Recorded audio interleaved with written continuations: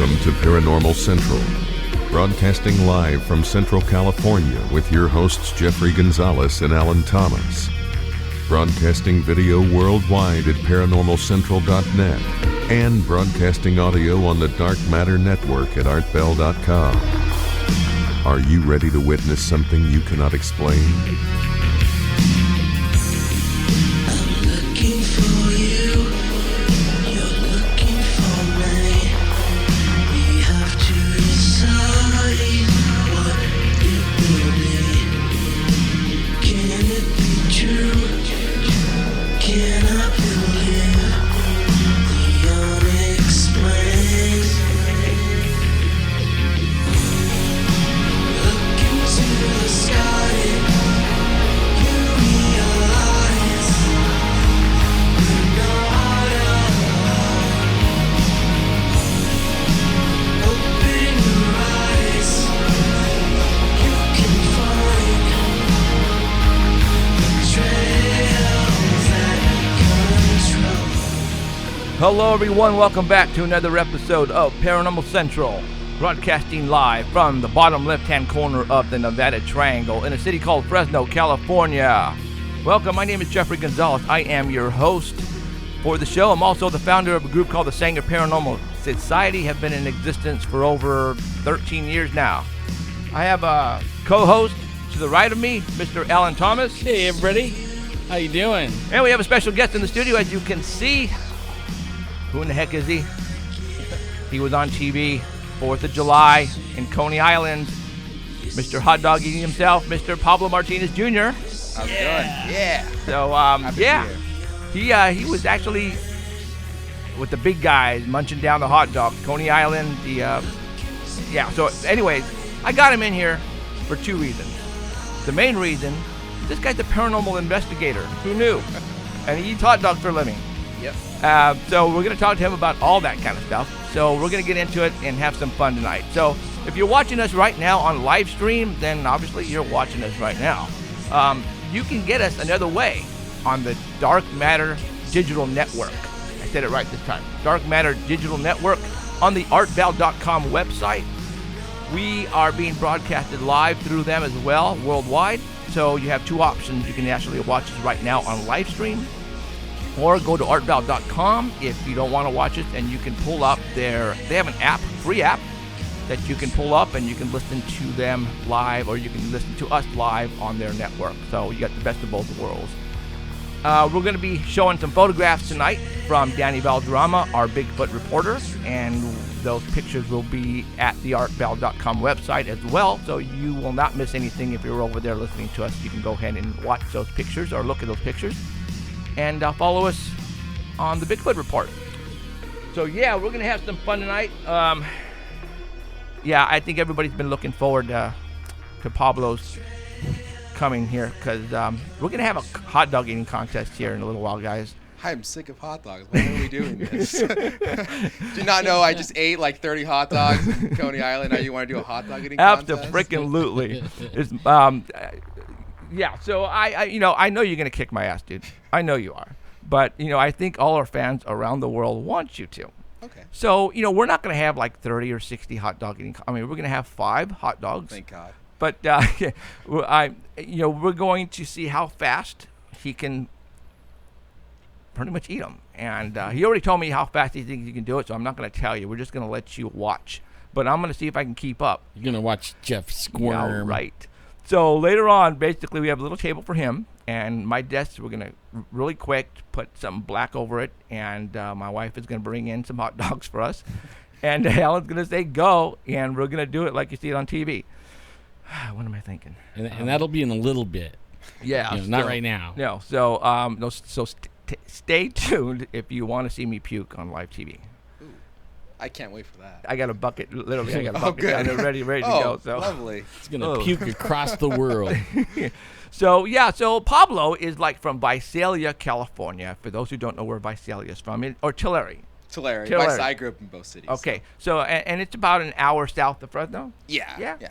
Okay, and how I realized this guy was into paranormal is I was watching the hot dog eating contest on July 4th on TV, and it as they're running down and they're showing the contestants, they're playing music and all that stuff. Yeah, And at yeah. the very bottom on the heading, it says what he likes to do on his spare time and investigate the paranormal. And I went, are you kidding me? So I got on the internet really quick, and I started to track this guy down. And he was still in New York. So I was able to contact your dad. I sent him a message, and I guess he contacted you, and you called me from New York. And I said, dude, we want you in the studio. And to talk paranormal, Here I am. but until I suckered you into the hot dog eating contest. So there you go. Actually, can I have a funny story about that paranormal segment? Yeah, thing? yeah.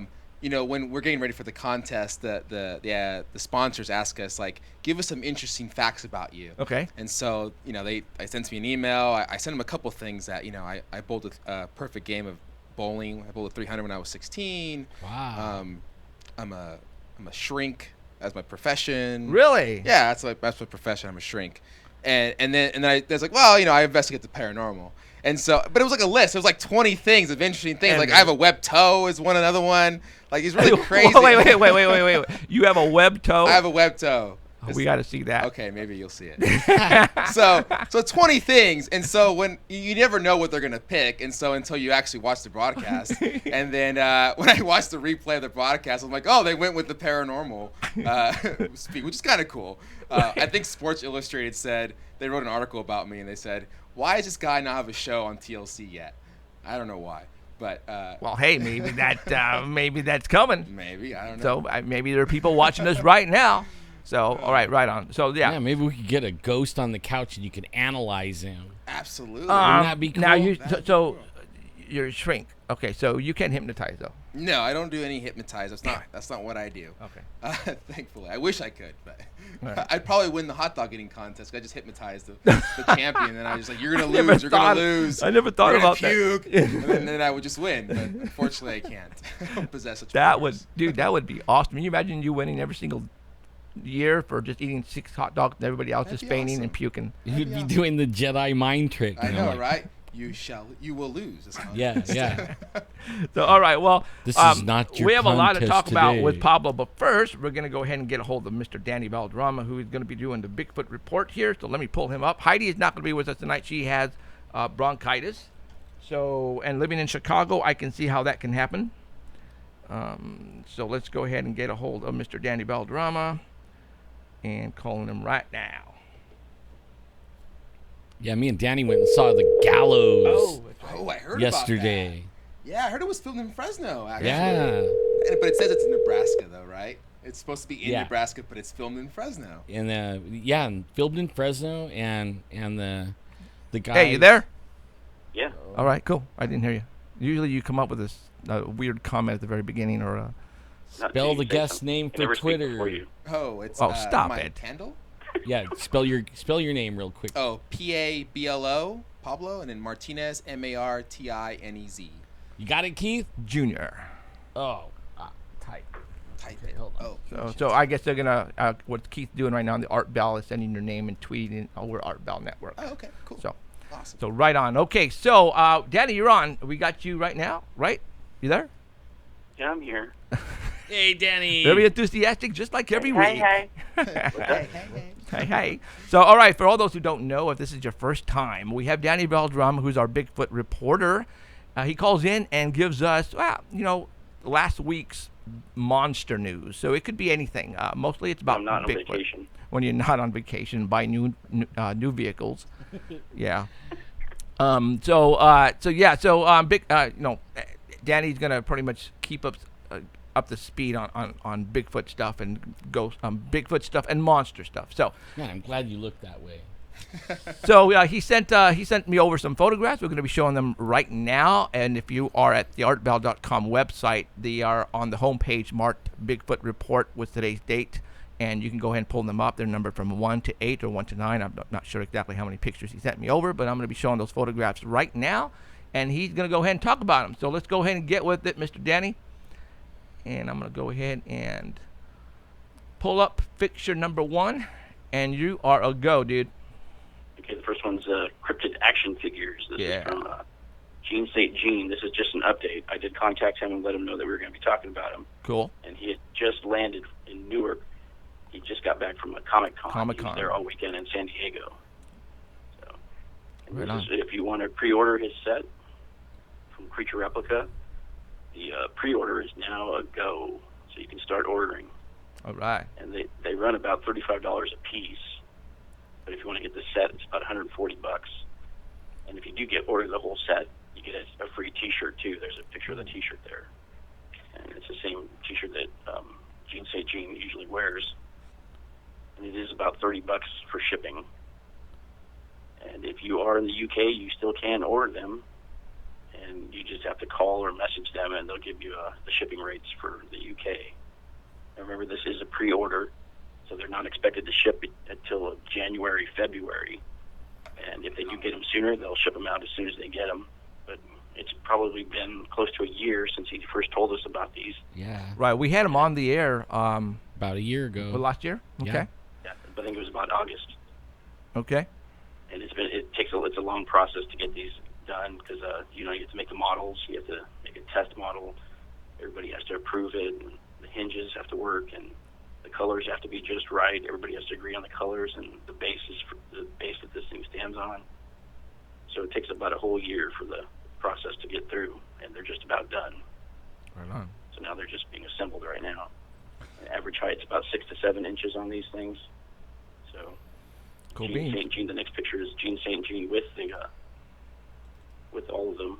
Right. Well, it could be like a late Christmas present Yep. or an early Well- birthday present for me. Well, he actually promised us, and he sent over Right. a message saying that he was going to give us a whole set, Yeah. so we can put them on the set here.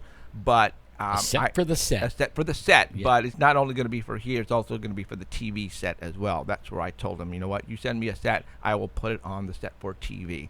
Because I mean, come on, this is what we talk about right here, Yeah. man. I mean, Cryptids. yeah. I mean, look at all the figurines. I mean, you have Bigfoot. What exactly did they have there? Do you remember? The Bigfoot, Yeti, the Hellhound, and the Rougarou from Louisiana. Rougarou or whatever you call it. Rougarou. Right on. Rougarou. Okay, and the shirt Awesome. he's wearing right now is the shirt that you're talking about, right?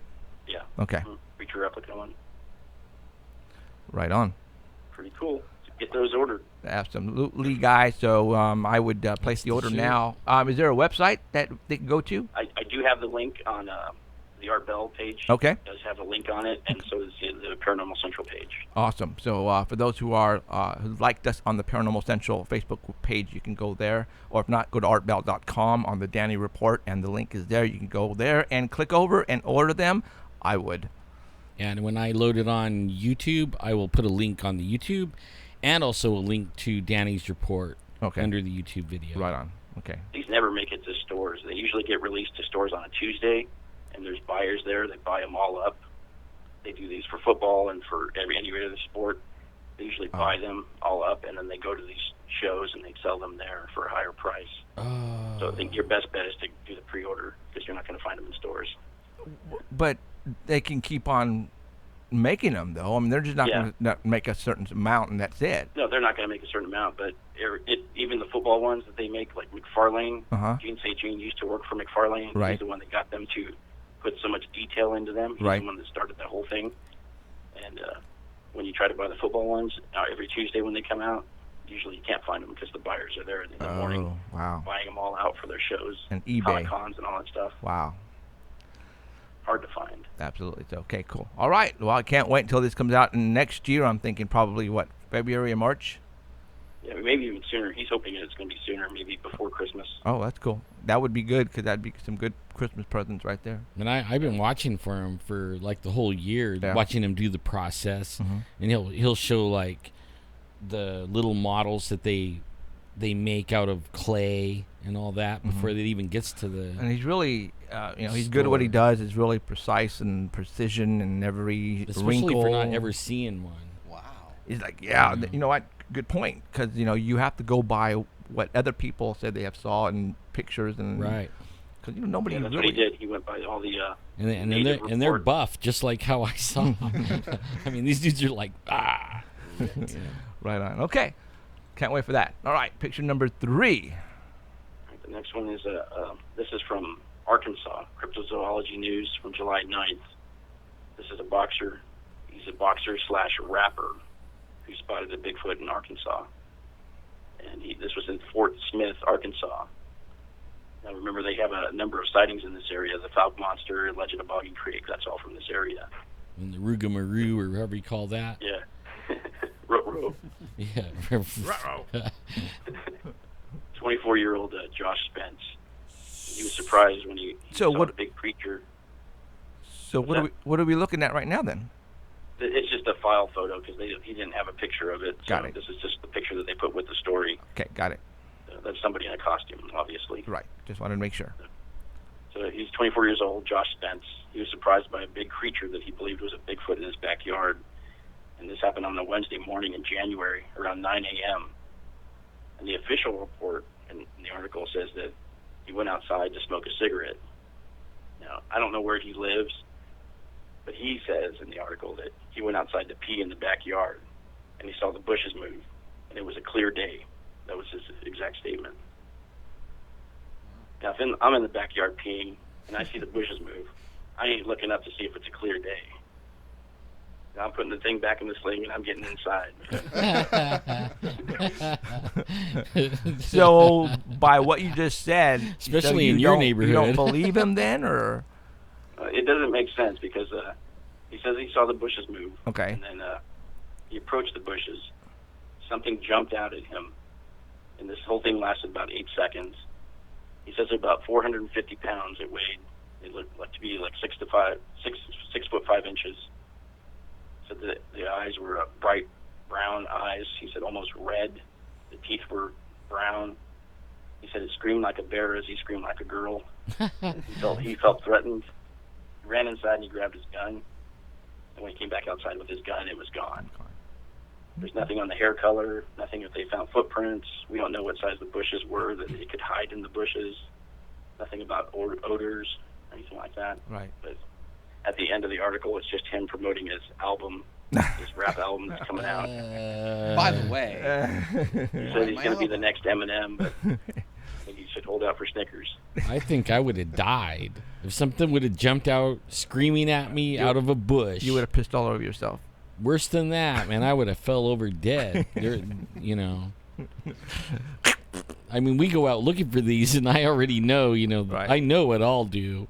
I mean, they're a mile away, and I'm already tearing up and getting goosebumps. Right. You know. And trust me, he does. He gets very emotional, and and I'll say why, because you've seen one. It Right. scared you half to death. Yep. Then you know they exist. So you when we hear something out there or sense something, your mind goes back to that day when you first saw the thing coming down right at you, and I could see where the emotion kicks in. But if something jumped out from me to you, and you didn't, you're like, oh, the bush moved, and then it just came out at you 500 pounds. Right. You think you're gonna scream like a girl and run and get your gun? No. I doubt it. You're gonna fall on the ground. If come you back get outside. up, you'll be lucky. Guy. Right. Start crying too, probably. Oh, yeah. Screaming. Yeah. Right. Crying and screaming, obviously, because there's Alan was emotional in the movie yesterday, too. Yeah. You'll have to tell us about that afterwards, dude. After the report. Okay, let's go to the next photograph.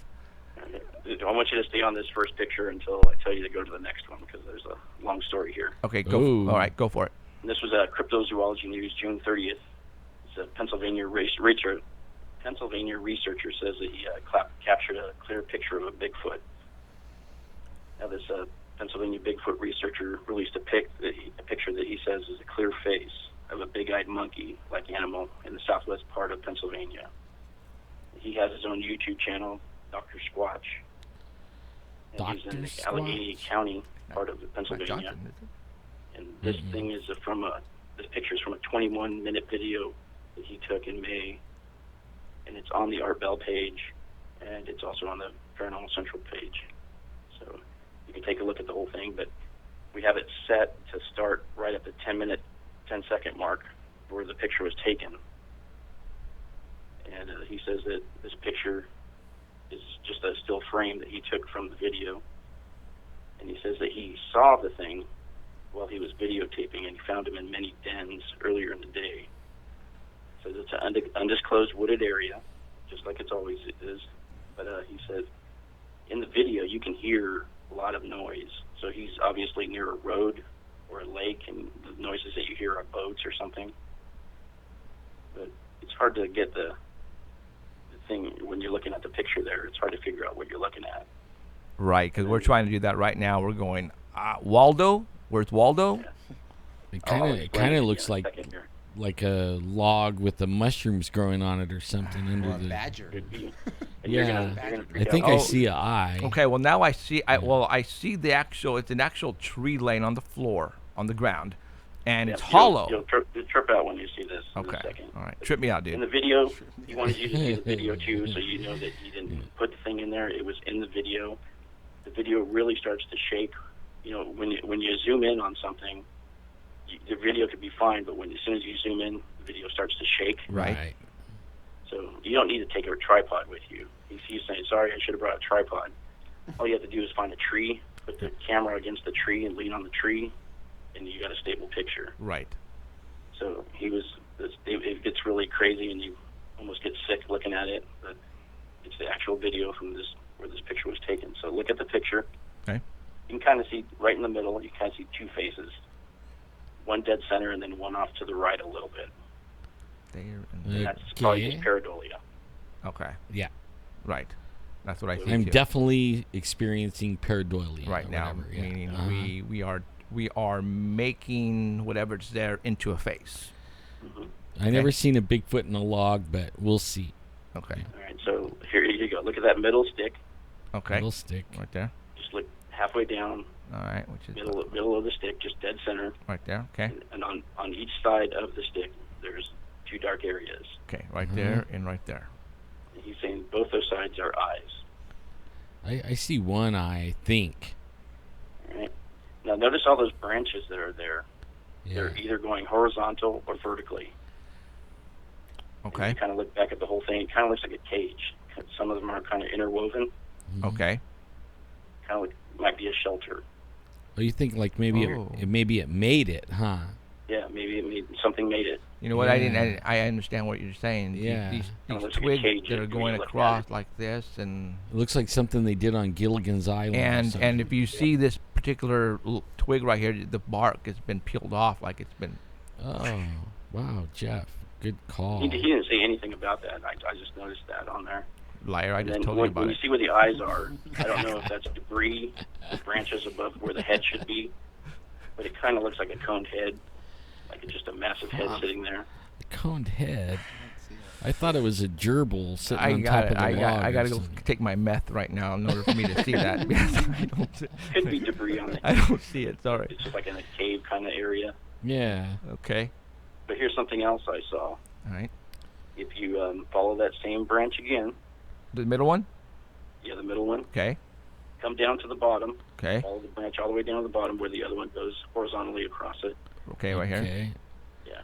Now follow that new branch to the right-hand side and stop when you get to the middle Right. there. Now, look just above it. Do those look like fingers from a hand? Jeez. What? Do you want me to really go get a magnifying glass? Roll, Oh, you roll can't see it on into there? it, Jeff. I can see Roll it on into mine. it. Roll into it. Okay. Let me Yeah, roll let's into see it. All what- right. Here we go. let's- We're rolling. Rolling, rolling, On rolling. mine, it looks like there's a hand right there. Oh, okay, I see it. Where? Right there. Right here. Right there. You see the fingers? The dark up. Right there? Yep. There's like two fingers. It looks like there's a gap. I don't Yeah, know. you can see two fingers. It's like two fingers. Oh, we mean right there. Yeah, Right yeah. there. You see? Okay. I don't see know it. if- I see what you see now. So now we're seeing finger pareidolia or whatever. Yeah, so hang on, stay with me. Okay. I'm with you. I'm with you. I'm enjoying it. Okay. Where's No, Waldo? no, I'm waiting Picture for you to. number two. I'm waiting for you to really Come on, freak me out. Waldo. Okay. What? Go to picture number 2. It's All gonna right. freak us See out the now. close-up of that picture that's still Yeah. with no filters on it. No All right, filters? No filters. All right. Whoa, okay. You can kind of see the eyes a little bit better. It looks like a corpse. Somebody stuffed somebody in there. I see nothing. It could be possible. All right, now go to picture number 3. This is with all the filters on it. His niece helped him. He didn't know how to lighten up the picture or anything. His niece came in, brought in some apps, and lightened up the picture for him. They never added anything to it. They just added brightness to Okay. it. Well, now I see eyes. Now you see two eyes staring at you. What the heck? Isn't that Wednesday 13? Okay, well now, yeah, I can see what looks to be eyes, and This is all the same picture. All three pictures are the same. okay, See the two bright eyes. See a face sitting there. And they're saying it kind of looks like a primate. Has blemishes on its face. Has scars. Has pores. Is what they're saying. okay, And I think it kind of looks like the cowardly lion. When you look at the cheeks, they're kind of like puffy. okay, yeah. It looks like And maybe a little puppy dog. Yeah, that's what I'm saying. It could be a dog or there some might kind be of cat. They're saying it's nostril, possibly right possibly a there. mountain lion. Okay, well, Might What even a be a boy. mountain lion sitting up there looking at it. yeah, Yeah, but only like, did you see the log didn't look that big? it didn't. Like, No. if anything big was going to get in there, it's going to be stuck forever. You know, I couldn't even get in that log. Oh hell no. We saw some holes when we were out there up at the spot. Right, Where they were dug deep in there, and they just had stuff covering the top of it. right. Yeah. So from the top, it didn't look like anything, but when you got close to it, there was a You know, hole in there. we need to That's really, true, we you need know to that? really everyone we see, and we've seen a lot of them when we're walking up there at the Yeah. spot. We need to actually just go down there and just start peeking. I mean, something might pop out like a bobcat or mountain lion, but what if there is a baby one just kicking it in there, dude? Well, I know one thing about that is it's total destruction down there. Yeah. I mean, it looks like something went in there on a rampage, just busting trees all over the place. I mean, and it isn't weather, you know what I mean? Because there's X's and Right. trees bent over, you know. I mean, it's destruction more than I've seen in most forests that Right. we go in. Right. I mean, you can't even hardly walk through it. There's so much destruction. Right. And And then, you know, snow doesn't do that, you know. well, it and- never is right there. It doesn't snow that deep. Right. You know, if it was weight. 25 feet deep, yeah, it could. But only 5 inches is not going to do it. No, it's not gonna bring down all those. So, all right. So, what do you think, Danny? I don't know. I think it looks more like a mountain lion or some kind of dog. sitting Yeah, up me there. too. A dog, Okay. like a little baby There's pit something up bull. there. Like, yeah. That's something with two eyes sitting up there. Well, as far as the dog being inside of that log, I can't see that, but more of a mountain lion or a bobcat, you know. It would have growled at him too. I don't hear anything in the video, but the video is pretty loud. There's a lot of background noise in it. Right. And you You might said not be able to hear it. right. Interesting. Okay. All right. Yeah, my sister says it's Mick Dodge. Mick Dodge. Mm-hmm. All right, going on the next one. All right, next one has two pictures. It's from Minnesota. It's from July 7th. And this is a bear-proof glass that was put to the test last week, and it failed. Now, this glass has 5 layers, so each layer is about 2.5 inches thick. And zoo-goers were there when it happened. And what happened was that you hear a lot of the times that people get rocks thrown at them in the forest, and everybody always says it's Bigfoot. Right. This is a grizzly bear exhibit, and people were at the zoo watching the grizzly bears. There was 3 of them in there, where one picked up a rock, and the rock was about the size of a basketball, and picked it up and it threw it down, and what it did was it bounced off another rock, and it slammed against the window, and it shattered that window. So All they the said there was 5 layers? No, it's just the first layer. Okay. So the people that were looking at the bear were never in any danger because there's still 4 more layers to get through. 4? Dang. 4 more. Well, how far did he chuck the rock, anyways? You know It what I didn't mean? say Like, how far he threw it, and there's no video of it. But Ah. people were there saying that they saw him pick it up, and he threw it down and slammed against another one, I ricocheted can't, off of that and hit the window. you can't see him like chucking it, like, you know, hot, Yeah, no, like with one lobbing hand. it or nothing. It'd be kind of like, Well, you I'm know, sure granny I'm, shot or you know what? I'm sure something. somebody had a cell phone, was recording, you know, the bear. I would love Yeah, to that- see it. and saw it. Probably. It should probably come out pretty soon if they have a If video. that's the of case, it. yeah. I mean, you know, some of the stuff Scary that gets if you thrown were- at us is lobbing through the trees way high. Yeah, not from a You know, bear, you man. hear it going, and then it lands next to you and rolls, and you're like, a bear didn't do that, No. you know. And the human It's didn't pretty do that. interesting. I've never heard of a bear throwing a rock though. But this Yeah, was the me first either. That's why I'm, I'm analyzing that. Yeah, maybe it went, you know, I don't know. Well, you could pick it up like, you know, and then kind of go like that. You know what I mean? Right, And right. it's gonna mostly be falling, not throwing. The glass isn't that thick. 2.5 inches is about the thickness of a car windshield. Really? Wow. So they said it's going to take several weeks to replace, and the exhibit's going to be closed because they don't trust the other 4 by themselves. Okay. I wouldn't even trust one by itself. Not after this. Well, no, I mean it's for a reason they put so many and.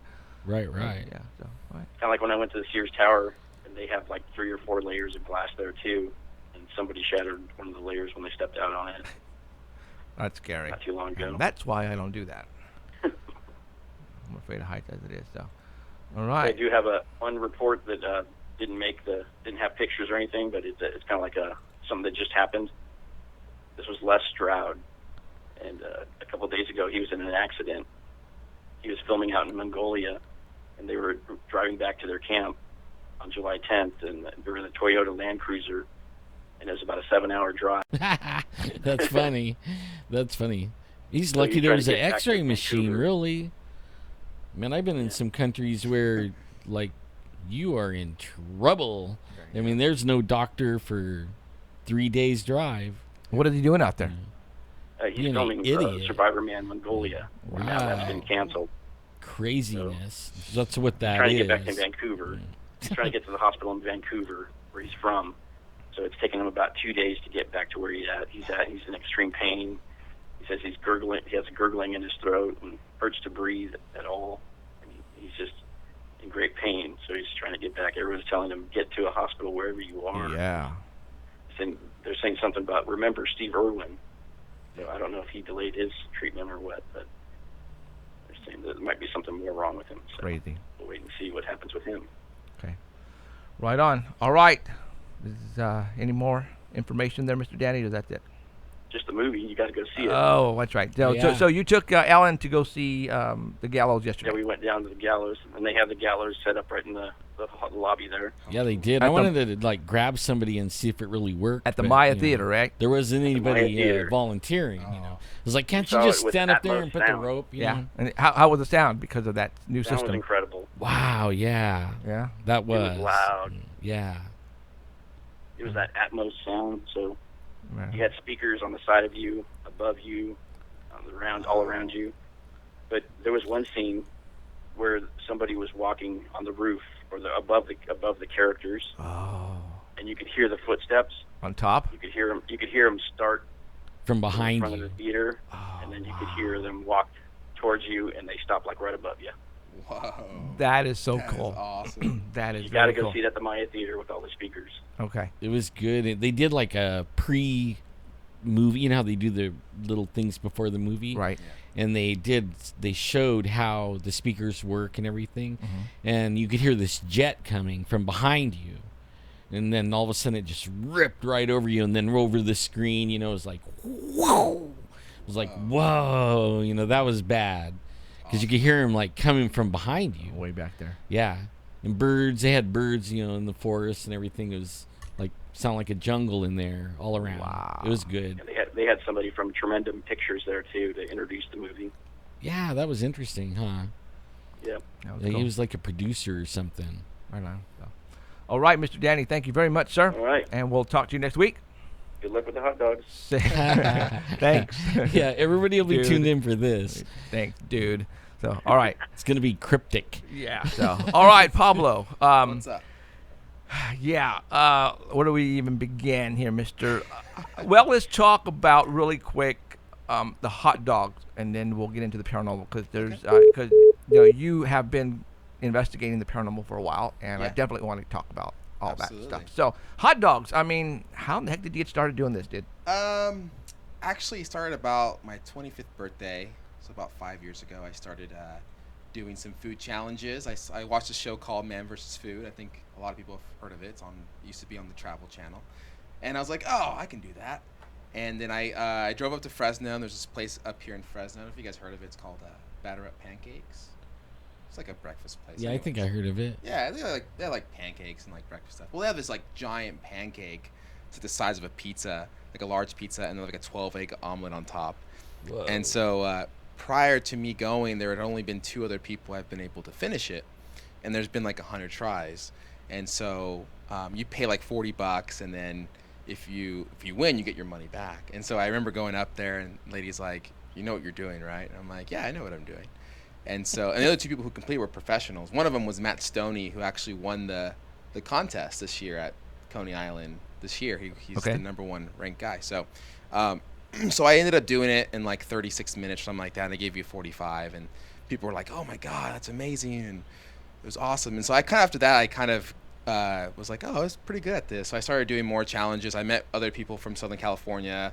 Because the eating community, the eating community sounds The weird. eaters. The eaters, like everyone eats. Well, people who eat competitively, it's a pretty small community. When someone like does a food challenge or wins a contest, like people know you pretty well. And so I got hit up on social media by a couple people in Southern California, met up with them, did a couple food challenges, and then someone was like, "Hey, have you ever thought about doing Nathan's hot dog eating contest?" And I'm like, "What the hell is that?" They're like, "Oh, that thing you watch on TV every 4th of July." I'm like, "Oh no, those guys are like professionals. There's no way I can do that." So, well, give it a try and do your best. So I went to Las Vegas in 2013, and I lost by like 1.5 dogs to a guy, a professional, and so I was just like, "Oh, okay. Well, I ate 29. I think 29 and 3/4."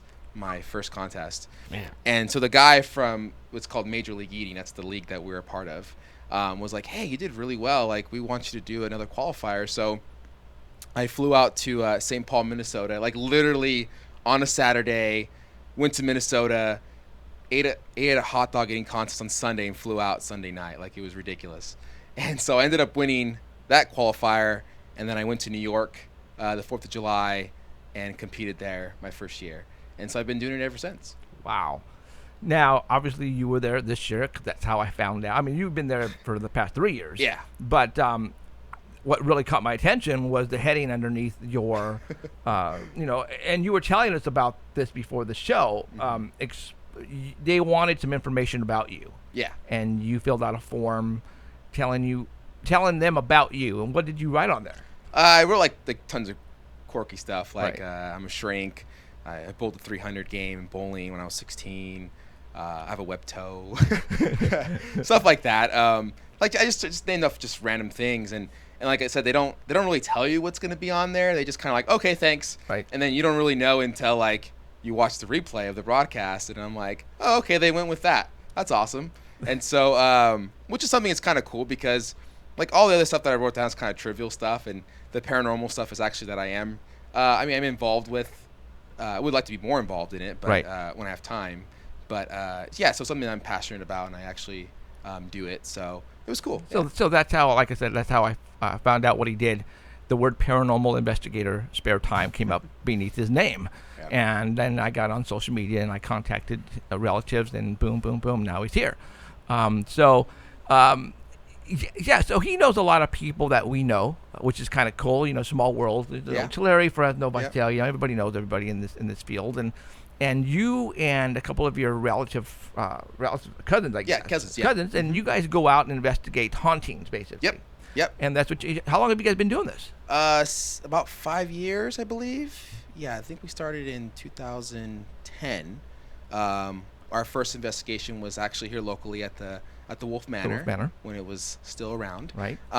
And we were like, again, we're like one of those people that used to watch like Ghost Hunters and Ghost Adventures. Watch and Taps. I know Taps. I know that's how I'm like, Yeah. oh, we want to do that one day. Because we all had like growing up, we all had paranormal experiences in Right. our childhood, and so we're like, we finally just like, you know what, let's just do it finally. So we went there, we met some people there, and like we left the Wolf Manor just totally changed. Like our lives changed, and it's one thing to watch it on TV, and it's another thing to actually experience Do it. something. Yeah, Right, so right. we definitely we ever since then we investigated some local residents.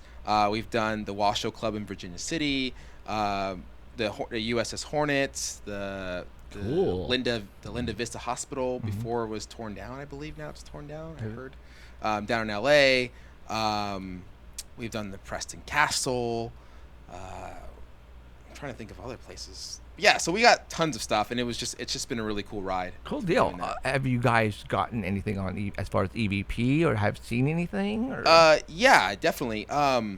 If you go to our YouTube channel, Martinez Paranormal, Okay. group. There's a couple videos that we have, but I think the most like, I guess the experience that I had that was most like, oh shit, there's something here. Right. Was at the Wolf Manor, and it was like our third time there. So by then we were kind of veterans, or we felt like we were veterans there, and I was up there with a couple people up in the second floor, and it was called the Black Room, which had like an old-fashioned gurney, and we were split up in two teams. So the other team was in the basement, so there was no one on the first floor.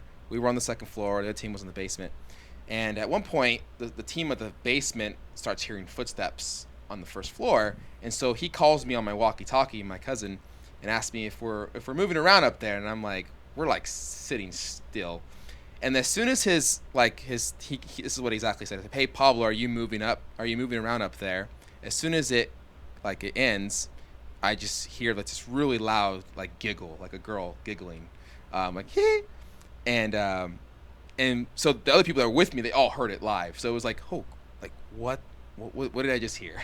And it sounded like it was like right in between us. It was so loud and so like clear. It almost surprised me. I almost thought like someone was pulling my leg. Right. And so we went back, and we had the EVP or the voice recorder, and we played it back, and it was there. It was all there. So that was probably the one that like was like, oh my God, that was incredible. Another one we did was in here at a local residence. It used to be called the Weldon House.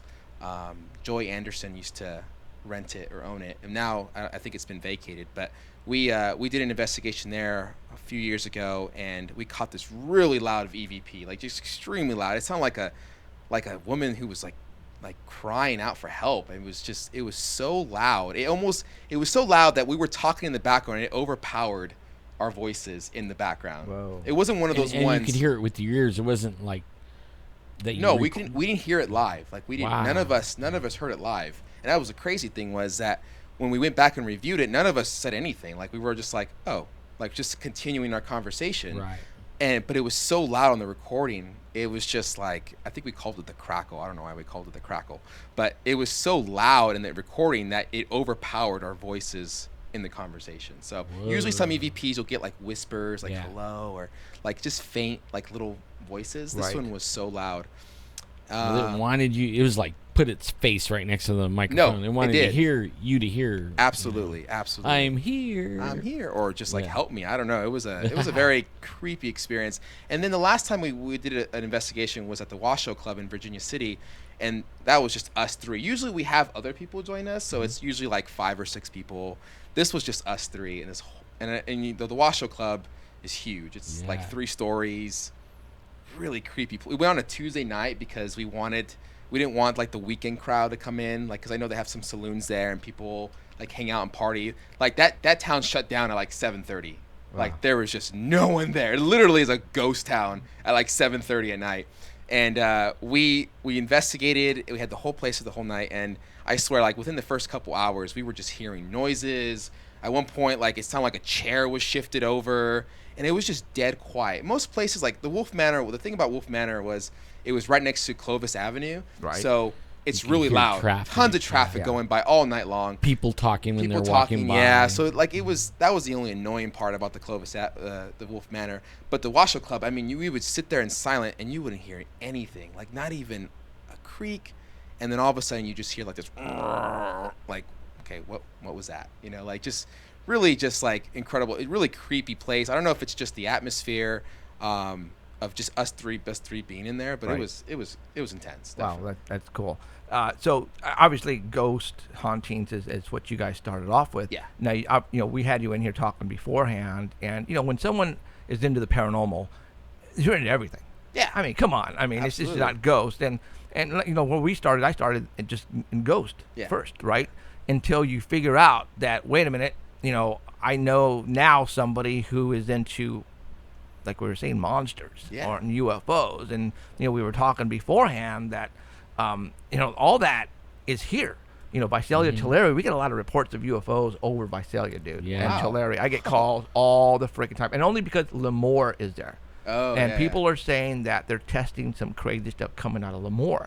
Yeah, but I'm flying straight over, like going to Area 51 or something. yeah, Oh, wow. but what's weird though is that when somebody will call in and report a UFO, then all of a sudden the jets will take off out of Lemoore and start chasing these things. Oh. Then you think, okay, wait a minute, why would we be chasing our own if it's stuff. if it's ours? Yeah. So so I get calls from all over the Tulare, Visalia, all the way down there up to here. So I don't think you know this, but you're in paranormal heaven, man. You are. I mean, there's just so much going on. And then when we were talking about Bigfoot, and you had no clue that they actually are coming down to the valley floor. Orosi, there's a lot of orange crops in Orosi, and they've been seen down there a lot. Wow. So and we were talking, what we're doing right now is taking up a lot of our time, and we're looking for people who has been doing this for a while. Maybe we can work together in the future. Absolutely. And if we need somebody to go investigate a situation someplace, then we'll just give you a call, send the camera crew, and you guys go. Hey, we're down. We're absolutely down for that. Right on. So have you ever seen any UFOs? I mean, when I say UFOs, unidentified flying objects, Absolutely. I'm not talking about these guys here. Yeah. It's funny about UFOs is that I kind of grew up with kind of a phobia for UFOs. Like I can watch scary movies about ghosts, about monsters, but you put a movie about UFOs and I'm shivering. Like I am dead scared. Really? That's one of the things that scares the shit out of me. Did you ever have like missing time? Have you ever had dreams of abduction or being paralyzed while you're asleep? I've had sleep paralysis Okay. before, where I've woken up and like couldn't move my body and See, for you to all of a sudden come out and said you're dead scared of UFOs, yeah. that I don't think just happens because it happens. Something obviously scared you growing up, and if you don't remember anything growing up, then why would you have a phobia? I know people have phobia of spiders and haunted places, but I've never heard of anybody having a phobia of UFOs. That's just unless they have like some kind of little memory of abduction, or even if they don't remember. Yeah. Only something happened, but these things can wipe your brain. Right. Yeah, from what I've heard. And even like take you away for an hour or two or three and put you back like only a minute or two. That's interesting that, Wow. that you have a I mean, phobia. I do. Like even standing next to these little statues right here, I'm just like Freak Yeah, you I out? know. Oh, dude, you know what? That's not good. It's a little creepy. I'm not trying to freak you out. No, I know. but we that- didn't know, or we wouldn't have put them there. Yeah. you're like, we know. Yeah, this guy's my buddy. He's always So, said that, that is not. I pick his nose. That is not normal. Like a coincidence. That is not normal, dude. I'm serious. Yeah, I believe Well, it. he knows he's a shrink. Right. Hey, I know. We're talking to the doctor. I try to analyze it all myself, and I can't come to any conclusions why. I mean, I've watched all sorts of scary. I would think, okay, maybe I watched a scary movie and I was, I'm scared of it. But I've watched totally scary movies. But every time I watch like a movie about an alien abduction, or like for example, Signs with Joaquin Phoenix. Oh man! Like I had nightmares for weeks when that movie came out because it just scared the crap out of me, and I don't know why. Wow. Like it just, and you ask anybody, I'm not scared of. I go to the most haunted place in America, and I'll walk in without any sort of issues. But man, if you tell me there's possible UFOs in there, I might second think that. Like, okay, hold on a second. Yeah, have you like talked to your family and see if there's anything they might remember experience or something? Because a lot of times, like, It's in the family. and we talk to the families and they don't talk about it. Yeah. You know what I mean? Yeah, They yeah. never bring it up to each other. I remember You like know? my cousin Jesus, like he's like 10 years older than me, and he kind of got me into the paranormal. And I remember we used to watch this show called Sightings. Yeah. Remember Oh, that yeah. show? Oh, yeah. So like that's what got me into like Oh. UFOs. And I remember I used to go to his house, and I was probably like 6 or 7, and he would like, hey, let's watch this cool show about sightings, and I'd be like, oh my gosh, and totally fascinated by it. I wasn't scared at the time. I just Right. remember being fascinated by other beings from other worlds. And then I don't remember what triggered or what happened, but I just remember like shortly a couple years later, I just had this phobia of just You watched Independence Day.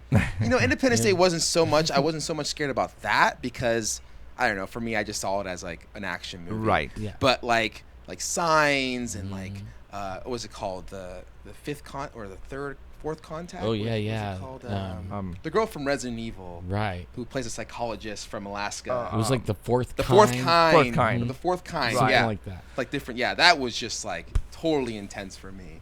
So I think it's time to get you hypnotized. I'm so down for that. Oh, It would I be swear. actually. You might find out something, you know. Yeah. I, might that might dude find right out now, something. it's telling me there's something going down in your life. Probably. See, I wish you hypnotized. Cause I know. Well, we know. we have, no, we we're have not- people that we could get. Well, we no. need to get Remember, we already talked to hypnotized. Baltazar, Oh, we did. and yeah, Baltazar okay. has somebody who can do it. It's just that we want to save you for TV. Okay. Save me for TV. We want to save him for TV. I mean, we have people we want to hypnotize, but we're waiting for. And we'll make sure that we leave a message that you'll be the champ for the next 5 years. Cool. That's great. Just Yeah. slip that in. Right, yeah. Like That's right. you you're will gonna be the kick champ. ass. You're gonna kick ass. You at will hot eat dogs. 70 hot Hot dogs. Yeah, dogs, nobody please. will beat the No man. one will beat the man. What this last 4th of July? How many did you eat? I ate 30 in my qualifier, and then I ate 22 at the finals. And really, the reason is that because weather plays a big difference. You know, Was it muggy and hot? well, it was cold. Oh, was it actually. cold? It was cold. Oh. Ironically, it was actually. It's been bizarre the past 2 years. Like last year, it was raining. It was literally drenching at the contest, and so it was miserable. Like, Wow. The dogs. Have you ever had cold hot dogs? They're pretty miserable. Nathan's hot dogs are great when they're hot and they're warm, Yeah. but when they're Well, how come they didn't put a cover over you guys, man? I don't know. I think it's just the atmosphere. They don't want to change it. But anyways, the hot dogs were really cold, and it really affects the swallowing. When you're trying to swallow hot dogs, it really has a hard time. They get dried. They're really tough. They're like leather. Not very appetizing. So, so I only ate 22, which I was kind of disappointed in. But I was still pleased that a week ago I ate 30, which was my personal best. So I just got a lot of training to do. And I'm still like can't even get past 2. You know? I mean, And I- I'm you know, I- I've choking on seen the them. second one. Right now, Yeah. you know, I've seen you guys do this, and I know you guys dip it into water Yeah. to moisten the Yeah. the bread to suck it down. How many bites for one hot dog to really just? Because you don't chew it, you cut, swallow. It's pretty fast. Like I will tell you, the first 10 hot dogs, I'm doing very few chewing. I'm just like, almost like my teeth are almost just dragging it down the throat. They're not really chewing on it. It's just kind of like helping it go down the throat as fast as possible. The same thing with the bun. The buns are wet, so they go down pretty easily. As I get further up, like in the 20s, it gets a little bit tougher. Like your body starts feeling it. You start hitting that wall. At least for my wall, it's about 20, 25, and then then I chew a little bit more because I'm starting to have that. My body's starting to reject the hot dogs basically, and so I wiggle around. If you ever watch me on contests, I move around a lot. Like I'm jiggling, I'm jumping, I'm like moving my torso around, and mostly because I can settle the food in parts of my stomach. Wow. Because a lot of it gets lodged up in the esophagus, so I try to move around so I could just almost like stomach Tetris. We call it stomach Tetris.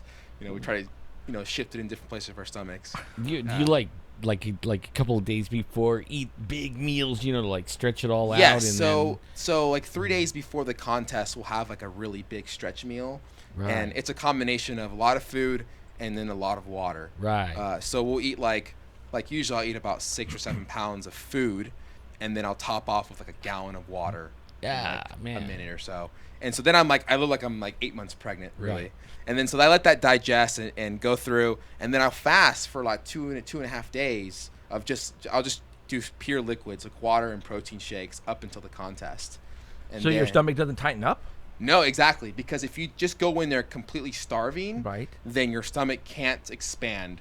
It's not good. You don't want to go into a contest completely starving. You want to go in loose. That sounds weird, but loose your stomach, and we do that by drinking lots of water and a lot of liquid, so that way it keeps expanding. It doesn't fully shrink back. It just keeps loose, and then when you go in, you're hungry, but you're not like starving. You're not like painful like stomach. Even though I haven't eaten in 2 days, I still feel great. Like I still feel like I can eat. Wow. Good, and I'm not got starving. Got it. Okay, Yeah. that makes sense. Wow. See, I think it's paranormal that anybody could even eat 30 hot dogs. I Can mean, you that's in the realm of the unknown, The in unknown, me. right? Yeah. Oh, So it I is. mean, when you go to eat regularly your meals like breakfast, lunch, and dinner, I mean, do you really does it take a lot to really fill you up?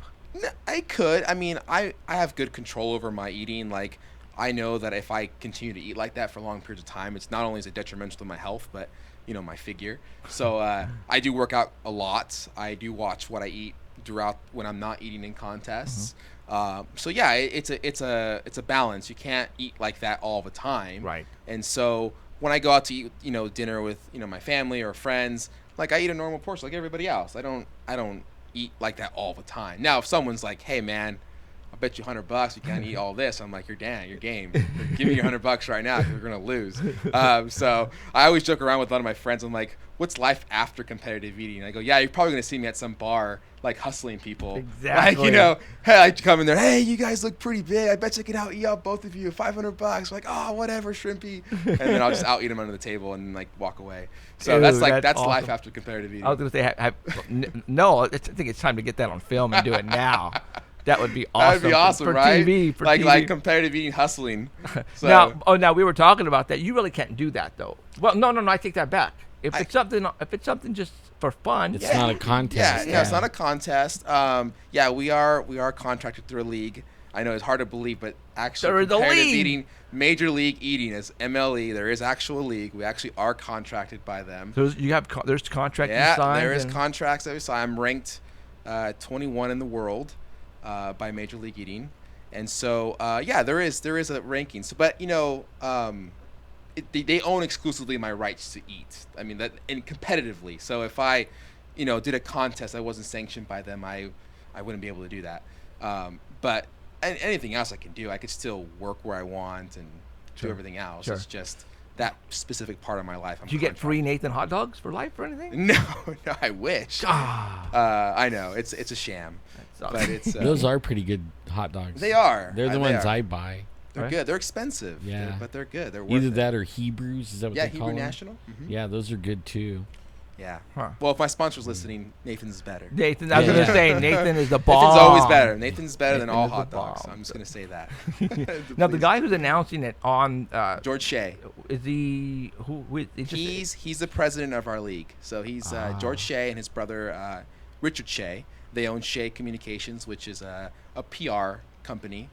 So they not only do they do Nathan's hot dog eating contests and Major League Eating, they do other things. But the guy who does the announcing, he's like the president or the president of the league. that guy gets into it. Oh, man. yeah, that and guy he- gets into it. It's like a totally different character for every person that comes up. Yeah, That it's guy funny rocks. because the entry, what he says about you, you don't know what he's gonna say about you until the day of. And so, sometimes it's random, sometimes it's real, sometimes it's real things about you, sometimes it's just he made it up and Right. he wants to say stuff. So like, I remember like this year, he said something completely random about me, like how I can remember things from 20 years ago, but I don't remember what I did yesterday. Like some random thing about me. And I'm like, what is he saying about me? and none of it's true. No, none of it's true. It's funny. And like he gets really into it. Like Yeah, he these does. announcer guys get really Oh, into it. I was watching him, and to me, it looked like he was the owner of Nathan's Hot Dogs because the way he was really pushing his. Yeah, I mean, yeah. that guy was awesome. The Yeah, guy was he's awesome. So good guy. Really like George Shea. He's right an on, awesome right on. guy. So, okay, well, when you were sitting down before the show, I mean, I think you want to go monster hunting. Yeah, I was like, you were talking about, going big. I didn't realize Bigfoot I know. sightings were this close. know. I thought I had to go like Nebraska or somewhere in like middle America to Right, do that. And right. now you're telling me it's just like down the street Right. almost. Yeah, almost. down the street. I'm thinking like, hey. heck Now, yeah, I would love we to do that. promised your friend, the Slaughters. I think it's. Oh, yeah, yeah, Jordan Slaughter, And I yeah. think you guys are watching. So Yeah, I know you guys are going, no way, you're going to invite him before us. No, don't worry. I think what we'll do is we'll invite you guys at the same time. Yeah. And then we'll go and we'll take you up to the spot and That'd just be kick awesome. it up there. That'd be Okay. phenomenal. 'Cause I know you guys have been really bugging us, and I know it's like, Well, I have a feeling that Bigfoot likes Cinderella. yeah. Oh, you know you what? know. If she came in Cinderella outfit, That might lure him. yeah. It could. I mean, they other things lure him. It's weird. Let's just try it. What's You the never harm? know. You know. The worst thing that can happen, she's just sitting out there. You know, with maybe if Cinderella. it And was then- Snow White, That and then Captain Snow America White. comes to the rescue after. and it Bigfoot won't be picks the her up. 7 dwarfs. It'll be the 7 giants that come Right out now of they're- the woods. Right now you they're know. laughing their butt off You know, on the big screen. So. furry creepy red-eyed giants looking for Snow White. Fuck though. All right. Well, you know what? I say we sort of kind of get ready in about 10 minutes or 15 minutes. So I'm putting the call into the other half inside the building to go ahead and warm up the hot dogs so Sweet. we can do this. And Let me see if there's any questions in the chat. yeah, any questions in the chat? Anybody in the So- chat got a question? So, for our so what we're gonna do is we're gonna do 5 hot dogs. And I know he's gonna really just kick my you know what, but I'm really gonna try, you guys. I am gonna try my hardest to see how fast I can do these 5. So I don't know. I've never done this before. I said I was gonna practice, but I didn't. I am a little hungry right now, which is a good thing. That's good. That's great. You good? I'm empty. It's good to be empty. Okay. I'm hungry. Okay, so we'll see if I can do this and how fast I can do this. And now what I'm going to do is I'm going to clear the stuff on the top of my desk. I'm going to put a black tablecloth, and he's got his table there. Well, the chat's And, all about food so far. You know, I've seen tacos, burritos, and then I made enchiladas. they actually had a Nathan's hot dog in trailer in Kuwait, in Iraq. So I mean, you know, That's- it's running the gamut here. So Iraq is watching us right now, and Well, somebody that I guess he served in okay. Iraq. Okay. And he loved they had a Nathan's hot dog trailer in Kuwait. Oh, cool. You know. wow. Yeah, who would have known, huh? Yeah, they had actually someone said that they actually had the Hooters. We also do like other contests. Like today's there was a Hooters qualifier in Knoxville, Tennessee, and so I would have loved to go. I would have definitely have gone out there if I had the time. Because I went to last year's finals in Las Vegas and it was amazing. That's more technical of a sport. More So technical what are you food. eating at the Hooters? Wings. Oh, okay. And that's one so there's 2 types of contests. There's technical contests like wings, where it's it's not so much about how much food. I mean, it's all about how much food you can get down, but wings are you have to get a very special technique to get the meat off the bones because it's all weighted. Oh, So right. everyone starts off with 20 pounds of wings, and then they weigh them afterwards, and the person who has the least amount of weight wins the contest. Oh, I see. And so, So it's like, yeah, but the flats, if you ever had like boned wings or boned flats, they're kind of tough to get all the meat off of them. But there's different techniques you can use. But so we'll eat like 180 wings, which is about 5 pounds of food. So none of us are full. Like our capacity wise, we're not full because we can eat Right. like I can eat about 11 or 12 pounds of food in one sitting. But think about this. This blows me away, It's not, man. but that blows you away. But Joey Chestnut, #1 ranked eater in the world, he can hold about 19 pounds of food in his stomach at one time. So that is Yeah, I mean, they crazy. must have like nuclear toilets. You know what I mean? Like those low flow flush things just ain't gonna get it. You know what I mean? Like, You're probably here comes calling 10 Roto-Rooter pounds, you constantly. know, Rooter, right? rooter. I mean, I was just just thinking about it. That's funny. Yeah, they one reporter in New York asked me, like they always ask you, like, what's your stool look like the next day? Like normal. Why? Like No. normal. Like, what It's is your just- what is it's your just stool? only a mile I and a half was long, gonna say, you have know. you ever had a hot dog just come out the other end undigested? I don't know. I don't think I've ever checked. I was gonna say you're going like that. I'm not typically checking my stool after I eat, so I just usually just let it go. Oh, oh, that's actually gross and funny at the same time. Yeah, it That's is. funny. So okay, so I guess in a check couple of again. minutes we're gonna have the wife come in here and set us up, and we'll go ahead and do it. Yeah, I don't know how I'm gonna do, but I'm gonna try. I'm gonna really try for you guys, and then we'll go ahead and Yeah, well, start really it. quick. There was one I wanted to know, like when we were talking before the show. Mm-hmm. What was your when you were a kid? Usually, that's when most people get their interest in. It was sightings, wasn't it? Well, Well, no. that I mean, was like in actually UFOs, but having experience. Oh, an experience. Like like my kids, they're all into it, and we had a ranch in the hills, and they would say this little guys were like peeking around the door frame or walk up and thump them on the head, with their like go thump. And I heard that from even friends that would come and visit. They'll be sitting at the couch, all of a sudden, thump, and they're like, What was that? and then they freak. Yeah. It's like, oh my God, something thumped me, Yeah. and pennies dropping out of the sky, out of the, just dropping through the room. Really? Yeah. Wow. And I was wondering, almost everyone has something like that when they're a kid. Yeah. Well, my story was I wasn't much of a kid. I was maybe like 13 or 14. That's still a kid. Yeah, I'm still a kid, Yeah. I guess. So it was funny because this happened in the middle of the day, like in the morning, Right. which is I thought like most paranormal experiences always happen at night or late at night. So I was about 13 or 14. It was about maybe 9 a.m. in the morning. I was by myself in the house. My parents were out of town, and I was waiting for my friend to come. We were supposed to go ride our bikes or something like that.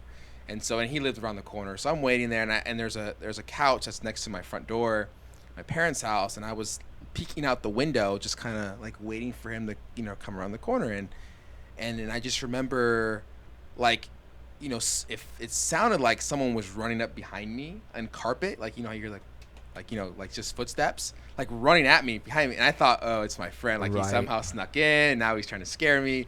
So I'm thinking, oh, I'm gonna get him good. So I hear him coming at me, or I hear something coming at me, and I just go roar. I turn around, and there's just nothing there, and I'm like, what? Wow. That Like- happened to me at our ranch. Remember I told you that we were working on the speakers, and I heard footsteps right behind me, and there was another guy with me, and we both turned around. I thought it was my dad, because we heard cowboy boots. Oh. And we turned around at the same time, and we go, yeah! And it's like There's nothing there. nothing there. Dude, I've been there. And That's then awesome. And then I'm like, then my friend comes around the corner, in a bike, and I'm thinking, okay, well, it wasn't him. He's right there, Yeah, it So couldn't be him.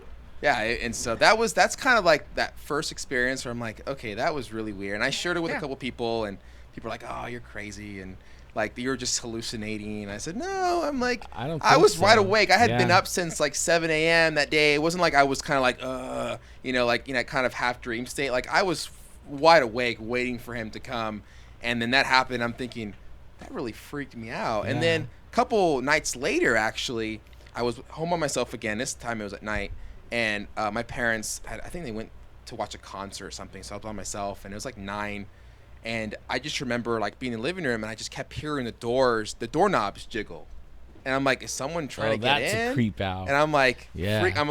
I'm not thinking it's a ghost. I'm thinking someone's trying to break in, and so I'm looking around, and there's no one there, and so I'm panicking. So I'm calling my mom, like, Mom, like there's something here, like someone's trying to break in. She's like, oh no, mijo, you're fine. There's no one there.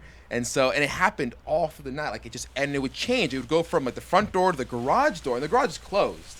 So unless they got into the side door, which I would have heard because our alarm beeps when someone opens the door. Right. And nothing. It was like it kept on shifting from the front door to the garage door, back and forth. So there was no one that fast. It was creepy. I literally was in the corner Now- with the baseball bat. Now, Was it like an old house or No, it was only like a few years old. It was- Right. now yeah. being from a Spanish family, Mexican family, not Mexican, Gonzalez, right? What did they think about you doing this? The You know, paranormal? yeah, because my parents think I'm freaking nuts, dude. Yeah, I mean that's the same feeling. Okay. I mean, I think my dad's like he doesn't believe in the paranormal, but he likes it. Like he's entertained by it. I think my mom thinks like she always gives me a prayer like, oh, mijo, cuídate Don't bring it mucho. home. Don't bring it home. Like let me give you a prayer, and I let her. Of Sign of the course. cross. And Yeah, then sign of the and cross try to and- give you a rosary. Yeah, like you gotta be careful, mijo, because like my mom, I don't know if she's They'll a jump believer, on you. but she's telling me stories about her life, and like Right. she's had some experiences herself, and so but then she's like, I don't believe in it. Oh, but this one time this happened, and I'm like, well, wait, Mom, you're telling me all this stuff, and she's like, well, I don't believe in it. I'm just telling you this stuff has happened to me. Well, if it happened, then obviously you better believe it, right? I know. And it's like, what do you think it was? Oh, it was your tío Kiko. Like he was coming to visit me, and I'm like, but I don't believe in it. I'm like, okay, Mom, sure. That is funny. Yeah, that's funny. Okay. Yeah. All right. I smell some hot dogs. Oh, I do too. I'm starving. Oh, God, I'm gonna get my ass kicked so bad. All right. I don't know if I'll ever eat another hot dog after this. And usually I don't. Like usually after July 4th, I won't eat a hot dog till like January yeah. or like February when I start training again. So I don't eat hot dogs after the 4th of July.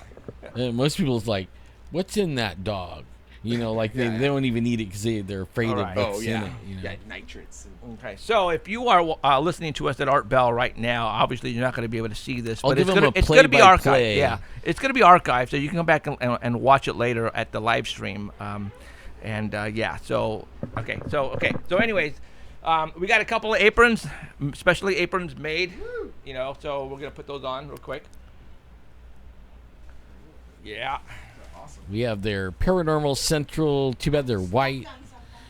You know, they should have been yes, you another did. You want color to- maybe. Okay, thank you. Got it. White's great. But they put their aprons on. And then if you want, you can. Gonna bring on the dogs here. Yeah, you can probably take off your earphones. Okay. And then that way, you know, get. Yeah. Now Yeah, everybody's 'cause you won't I hear want that anything. apron. You know. $29.95. Now you. Oh, Okay. boy, you're so- And there's the wife. Yeah. Oh my God, they're seeing Sock Monkey for the first time. And yes, I married a blonde. Yeah, you know, and a lot of people's been asking me to. How come Jeff doesn't put pictures of his wife up? I got like hundreds of emails for that. You wanna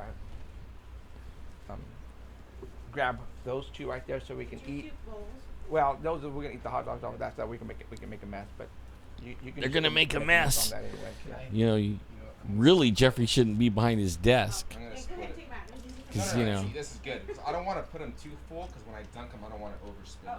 Oh, Oh, you there go. dunk Yeah, 'em? I don't know how this This works, is- so I'm this is gonna to do exactly what he's protect your doing. Integrity of your studio. That way, it doesn't get like a. So Okay, they so, have, I they want- have plastic cups and they're filling them up about halfway with water. They're little I red usually party use, cups. like Crystal Light. I don't usually use water, but water's great. Don't worry about it. But Okay. Yeah, for 5 hot dogs you can When I'm handle it, eating huh? Competitively, I always use Crystal Light because Crystal to Light. change the flavor. Because if it's water, like with, Now, when you say Crystal Light, you mean lemon? no, like the flavor stuff you squeeze into it. Oh. Or that you know, the powder stuff that you put in your water and it tastes like lemonade and fruit Right. punch. Right. So Oh, you change the helps- flavor of the yeah, hot because dog. your palate, after a while, hot dog is a very intense like taste. You know, Yeah. It's very strong. It's Yeah. very pungent, and so eventually your palate just gets overwhelmed by it. And so I always change it with like lemonade because it's sour, and so it clears my palate. That way, it's just easier to eat that way. Yeah, usually one hot dog and I'm already getting that palate kind of Do you want me to tweaky. show you like a technique just so you? Spam, Yeah, that would be awesome. You know, Okay, I'll show you the Kobayashi. it's kinda gonna show the pioneered- Kobayashi technique. Pioneered this technique. Looks like he's gonna dip the dog and Alright, go. suck Hot dog, it down. Okay. Anyways, I'm gonna try to give you guys a. I'm not that good at play-by-plays, guys, but here's for Pablo. I'll do what I can. Okay. And here's for Jeff. And we have the hot dogs delivered, and oh my gosh, there's a bunch of them. I don't know why she gave you all that. And it looks like the good kind of buns, man. Maybe I might be hungry too. Yep. Are you sure? But if you're hungry, you see? Are you sure? I'll do 5. I'll do 5. Dude, no. If you want to, Here, you want one? They look like split? barbecued too. I know. You want The one? teenager will finish off any leftovers. Rest assured. Cheryl, can you give me those right there? The puke buckets. And they're That's- Are that's these basically Nathan that's dogs? basically for me. I Yes. don't think, They're Nathan for dogs. advertising's sake, they're Nathan's dogs. That's I say right. they're Nathan's. They look like Nathan's dogs. You don't need this, right? They smell like Nathan dogs. Figured as much. So, a little technique, Jeff, is if you want to learn, just I always separate the dogs from the bun. You don't ever want to eat with the bun. Oh, Dog. It's okay. a lot easier that way. So I always either go one at a time, the dog and the bun, dip the bun in the thing, eat the bun, or you can do 2 at a time, which is what I do. I always do 2 at a time, and then 2 buns, and then Rick. So gonna get my ass kicked on this one. Okay, so I mean, do you cut the weenie with your teeth, or just swallow it whole? I mean, how do you do that? I mean, I chew. I use my teeth more of just like as a dragger into my throat. I don't usually chew very much. Like it just I take a few bites and it's down my Right. throat. So Okay. All right. Well, okay, and then you dip down, obviously, and yeah, and and then, I would probably like I always split it in half like this and dip. Chicken. well, let's do this. yellow? You want to time me? Wanna Not time time me. Time him. Make my timer do 5. So let me. Okay, hold on. Let me get you the timer here. There's nothing on the dogs. They're just No. dogs and Yes, buns. you don't ever want anything on the dogs. Here you go. Not me. just- I want everything on Oh, my you dog. can, yes, Yeah. but when you're competitively, you don't want anything. Right, yeah. Just see how long it takes me. To No, eat it's just 5. as soon as we go boom, then go. Oh, All right. we're going to finish on those? I thought we were going to do 2 minutes. No, just. Okay, and all you people at artbell.com, this will be on YouTube All right. tomorrow, All right. loaded up on our Paranormal Central You ready? YouTube account. Yeah, I'm Okay, ready when when you are. When I'm ready. You say go. Ready, set, go. And Jeffrey's already in behind. Go. He's Go, already Pablo. got- Go, Pablo. Pablo already has like 4 hot dogs down. I think Jeffrey's on 2. Are you sure? Yeah. Pablo's already got half his tray gone. Jeffrey's still on 2. Go, Pablo. Pablo's gonna eat the whole tray before Jeffrey can even eat his 2. Only 30 seconds. Yep, Pablo ate 3/4 of a tray of hot dogs. Man, wow, he rocked it. And Jeffrey ate 3, and he's about to puke. He already beat you in 30 seconds. Way down. Those are really soft buns. They're fresh. Bye. 2 and It's an instant replay over here. That's pretty cool. It's a delay. Okay. So we're on a delay on this, so you get to see. All right. And also the cleanup crew. So Jeffrey's still eating his 2. Yeah. oh, to give it up. You lost. yeah. I knew I was gonna get my ass kicked, but that was how many seconds? I don't know. seconds. Said It was long enough to eat a couple of them. 30 seconds. I told you like only 30 seconds. Holy crap! Speed eating, I'm probably a better speed eater than a capacity eater. I can eat really, really quickly. Man, you did. You really sucked them things down. You're in here. Gross. Awesome. That was fun, dude. Thank you. That was great. Yeah. You still hungry? Absolutely. No, I'm not But I'm good now. Let's have pizza. That was my. I'm done with. Every other night around here. I'm done with hot dogs for the next 6 months. I'm sick of hot dogs. And there we have it. The winner is Pablo. Yeah. I mean, come on. you Still guys. You champion. knew this was gonna happen. Heavyweight Nathan Dog Eater. I'm the best in Central California. I could say that. Yep. Well, that's right because Joey's from San Jose, San Jose, right? and Matt Stone is from San Jose. Can't say California, but I can say Central Valley though. Definitely. Right on. I think you might be major competition to anybody in California. Yeah, there's some pretty decent eaters that are not part of the league. We call independent eaters, and they're pretty good. I could fare pretty well with them. There's a young lady. Her name is Molly Schuyler. She lives in Yuba City, and she has a few Guinness World Records. Whoa. Have you guys ever heard of that big Texas barbecue, the big Texan Yeah. 72-ounce steak they have there? Well, she ate 3 of them in less than an hour. So she ate 3 72-ounce steaks. Oh my God! Most people can't even eat one. Yeah, I know. of I know. those. She ate the first steak in like 4 minutes. Yeah. She holds the Guinness World Record for like the fastest steak eating contest. So And those are heavy too. Yeah. Oh my God. she's like 112 pounds, mother of 6, military mom. Really, really, really awesome person. So, Mother of 6. yeah. So she hasn't got me beat. There we go. We're tied. I have 6. She has 6. There but you I go. Didn't have them. There you go. That's the only thing. Oh, you know, I'm that I sorry. raised She's them. mother of 4. Oh, okay. I gave her 2 extra kids on accident. Oh, So well, I got her beat. you did got her beat then. You did. So she's a awesome person. I usually beat everybody in grandkids. I'm like 20. Wow, that's pretty So, good. so are 20 you are you grandkids. so are you married? Or- Yeah. I have been married for 8 years, and I have 2 kids. Right on. Yeah. Yeah, I have 7-year-old and a almost 4-year-old in September. Right on. Yep. Cool beans. All So, right. they all have dibs on the aprons and the shirt. What shirt? The one that Cheryl or I knew Diana, the whatever aprons. her name is. Yeah. Well, no. One apron is going to Mr. Hotdog here. yeah. That way he Yay. can barbecue with his paranormal. Heck yeah. Central. You know what we'll do? We'll yeah. we'll sign it before he leaves, so that way when we get on TV, he'll go, yeah. I'm so gonna sport that Okay. So that was for sure. I'm gonna burp right now. So if you hear me burp, It's like doesn't they matter. say Pablo the Mexican T-Rex. I like that. I'm looking for a nickname. I don't have an eater nickname quite yet. Oh, you don't? T-Rex. Do the other guys have nicknames? Yeah, a lot of us do. Like, I would say probably like 90% of us have nicknames, and I haven't gotten one. I supposedly you're supposed to get one from another eater. I've had a few thrown out there, but I just haven't really committed to one. Yeah, well, So- you don't feel it, you know. Yeah, what I mean? like- somebody calls you that, and you're like, "What? Like I just Like, don't call me that. That's you." like, there's some of them are cliche, like the bottomless pit or A chavo. El Chavo, or like I don't know. There's always been a chupacabra, Right. Or, there's always been tons of nicknames that have been thrown around. I just never, I haven't felt right to me yet. So Right. I'm still nicknameless. Oh, okay, chat. All right, all the people all around the world Yeah, who are watching help me right out. now. The chupacabra. The chupacabra. Okay, if seriously, send on the form at paranormalcentral.net. Let's help them out. If you can come up with a name, send it to the form, and I'll forward it right over to him.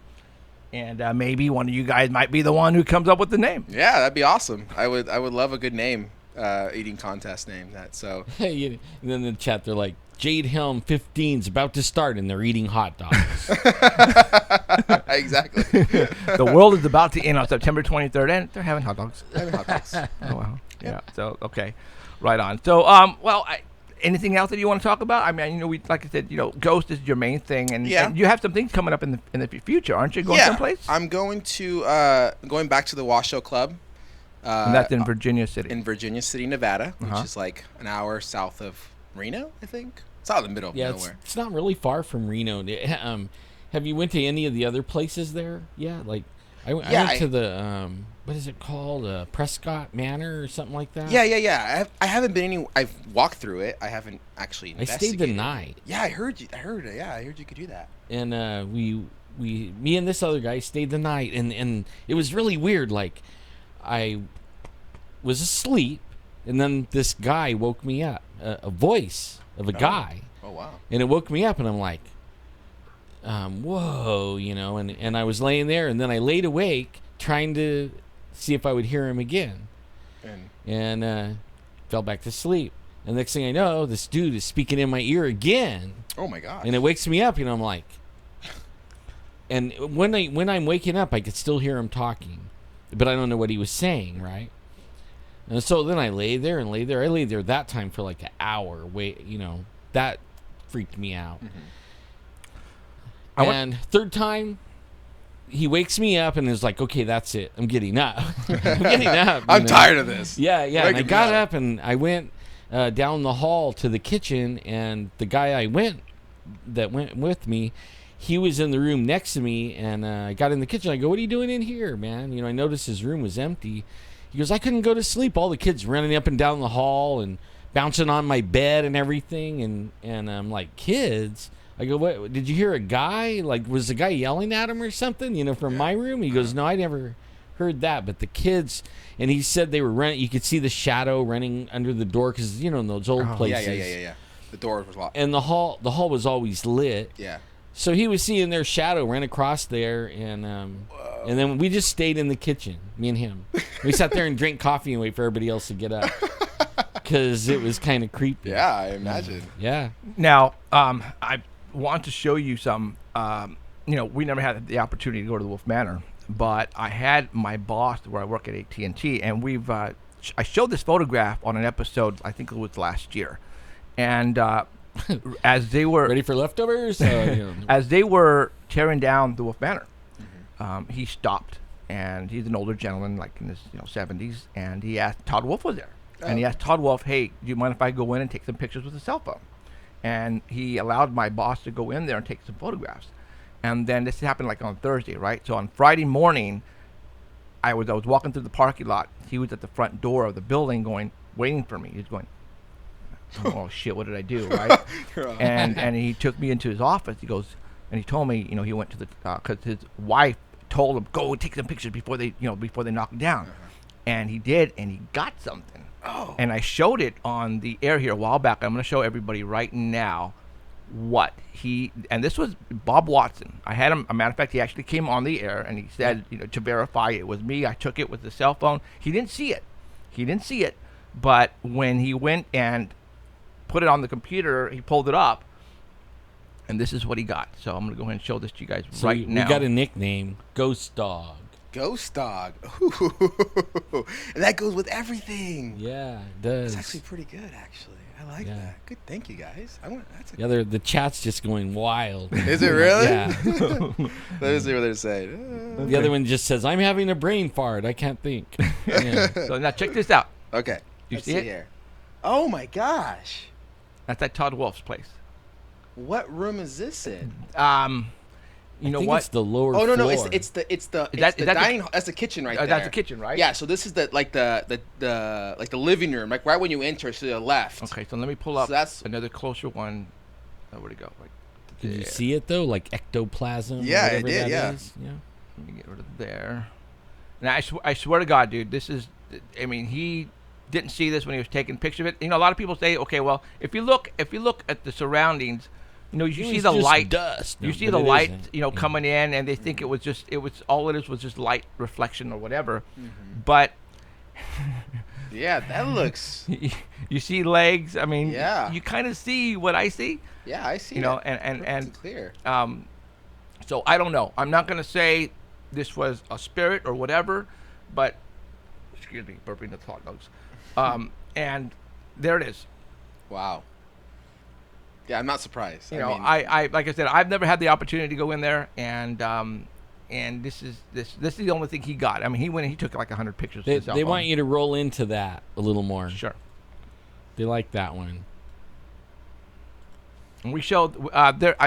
If you go to I don't know. It was done on one of the episodes prior. I'm thinking about 4 or 5 months ago, I think. Yeah. And I don't remember. Let's see, 5. That would be like 20 shows ago, guys. Dude, 20 shows. And anyways, Yeah. I had my boss call in. His name is Bob Watson, and I got his permission. I said, "Could you please call in?" Because you guys have to understand that when I show you something on here, and it's of great significance, I'm going to have the person who took the photograph. I didn't take this photograph. My boss did, and you know and I'm not saying he's a believer in all this stuff, but his wife, you know, watches this stuff all the time on TV, and he actually persuaded him to go in and got Todd Wolf. You know, he drove up in his AT&T car with his AT&T shirt, right? And he's going in there and he asked Todd Wolf, "Do you mind if I go in there and take some photographs?" And he did, and this is what he got. Wow. Right. So, That's awesome. is this a light reflection? Just like, you know, everybody was saying that, you know, because of all these blemishes over here, that's all it is. It's just Pareidolia. pareidolia. Okay. Yeah, but you know what? It kind of, to me, looks like ectoplasm or whatever you call that. Like, I mean, I'm looking at this. I see the head, and I see like the knee right here bent a little bit, foot. So see, it kind of looks like those genetically modified people that I was telling you about last night. Mm-mm. Yeah, you know, you see them all over the place, you know, and they have these little short legs, and then their crotches right there, and then they have a really long body. That's what it looks like. yes. You know? Oh, okay, yeah. But you know, they're really not genetically modified. They just let their pants hang way down. but that's what it looks like, kind of like. It does, So, yes. So like I said, and I know this is, again, you know, we have so much stuff, and it's not because of us. All right. Yeah, yeah. People know what we do here, and our intent here as a talk show is to, if for those people who finally realize what we do, that one of these days somebody's going to open up a dresser drawer and they're going to pull out this crazy looking 8x10 photograph that has a picture of something in it that they never showed anybody. Well, I want them to bring it to me. You know, my boss knows what I do. That's, you know, when he got this, he knew exactly where to take it. Yeah. And that's why I was able to show this to everybody out there. And I know there's so many other photographs and videos that are just stuck away in boxes in somebody's house that as soon as they see us on TV, we're going to put the word out. If you have anything that's so incredible that you want to show the world without being laughed at, by all means, contact us and let me see it and let me show it to everybody. Because I'm not going to if somebody sends me something cool, it's hard nowadays because of Photoshop and Yeah. CGI. You don't know what's real anymore. I know my boss did not Photoshop this. I mean, because it was like the following day I saw the timestamp on it and all that kind of stuff. So Oh. Hey, Casey. How's it going? And Jordan. Glad you guys are watching. It's awesome. okay. So all right. Well, what time is it? It's 7:30, dude. I think Yeah. we'll let you go. Yeah. Thank you guys for I having me on. appreciate you coming on. We are going to be in contact. We're not. Sweet. You know, we're gonna. I think I'm gonna take you and the Slaughters out together, and we'll Yeah, take you guys out. friend me on Facebook too. Yeah. And we'll stay in touch about what we talked about, like what we're talking about, having crews, getting crews together and having a ghost hunting cruise and a Sasquatch crew and a That'd be awesome. UFO sky watching crew. Our buddy Dexter Morgan, actually he's working on it right now. The Hornet, which is the Bay, right? Yeah. Oh, Okay, yeah, he's building a haunted house on it right now, Oh, really? and it's going to be an attraction for Halloween. Oh, cool. Okay, because he used to have haunted Fresno here in Fresno, there at Chancey Park, and they kicked him out. And somehow he got the okay to go ahead and build a haunted house on that ship. On the USS Hornet. Yes. Man, we need to make a Whoa. road trip. So he for told that. me he wants to. I told him I want to shoot an episode for TV there, and he said okay. So I'll get a hold of you guys, and then we'll work something out, and we'll go down there with the film crew, and we'll do something. Yeah, and we'll take down. some K2 Because- meters and because the ship is so stuff. freaking big. Yeah, it's huge. 2 or 3 people ain't gonna cut it. You need No. no. You can get lost. It's Right. amazing. And with all the scary props and stuff in there, and that's the time to go and investigate. Oh, man. And That's then gonna you be have to watch awesome. out for Dexter, man. He'll pull tricks Oh, on he'll us. scare the crap out of Really? you. Because he has all this haunted things, and he's a magician. Oh, is he really? Yeah. Yeah, So that's so- why he's doing this. He'll like put stuff in there if he knows you're coming to scare you. Oh, like So bring I- extra underwear. So I when think go on it with this we'll one, probably put GoPros on people and Yeah. That that's should what be we're doing. awesome. So, right on. I'm So definitely down. Well, thank you guys for Well, having hey, me on thank the you, show. I appreciate you coming down. No, thank really you. a lot. So and like I Appreciate said, it. we're gonna be in contact, and Cool. we'll do some stuff in the near future. Awesome, man. Thank All you. right, Thank okay. you, guys. So- All right, wife in the other room, can you please show the man out? So you want to throw up a picture real quick and, Sure, and yeah. we'll move some of this stuff out of the way? Oh, no. Well, we can leave that table there. It's no big deal. Oh, you sure? Yeah, you can just walk out. That's cool. All right. I just Just didn't- go ahead and push that out of the way. Just, no big deal. Right on. Right dude. on, I would Pablo. show you out, Yeah, but it was a great but, time, but, man. we're on live TV, so guys. so. Thank you for the... Oh, no problem, dude. Oh, go get you walk out. Tell my wife to get a black pen, and we'll sign it real quick before you leave. Okay, so all right, we're going to continue on. Obviously, I have so much more to talk about, and obviously, you guys have been looking at my shirt Wednesday 13. I told you that we were going to go last night, and actually, the lead singer was going to come in and do an interview, Yeah, he's gonna come pre-recorded in. interview, but something Was- happened, and we'll talk to you about it right now. I don't want to start talking, and all of a sudden, break it up because we want to sign this really quick for him. But we did stick around and we Yeah. we went and watched his show. Yes. It was pretty good. Yes. The guy is tight, man. His band's tight. Yeah, we were there. Till I didn't get home until about 1:30. Same here. Something like that.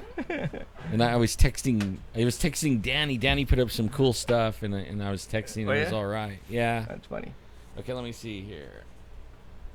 Somehow do this without breaking everything. And today, what's today's date? 12.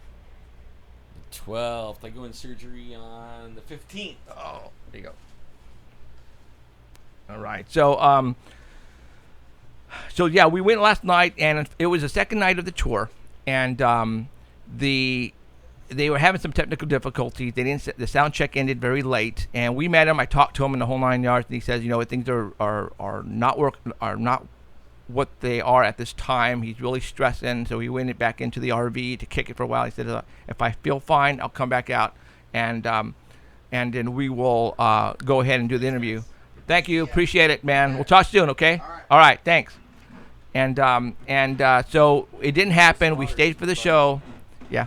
And so I bought a shirt, obviously, because I'm running out of shirts to wear. But the lyrics of all his songs really correspond to what we talk about here. Matter of fact, he was selling. Here, I'm going to show you something real quick. Oh. He was selling. He had. Obviously, when bands go on tour, they sell their merchandise and stuff. And they had this one particular collector's item LP.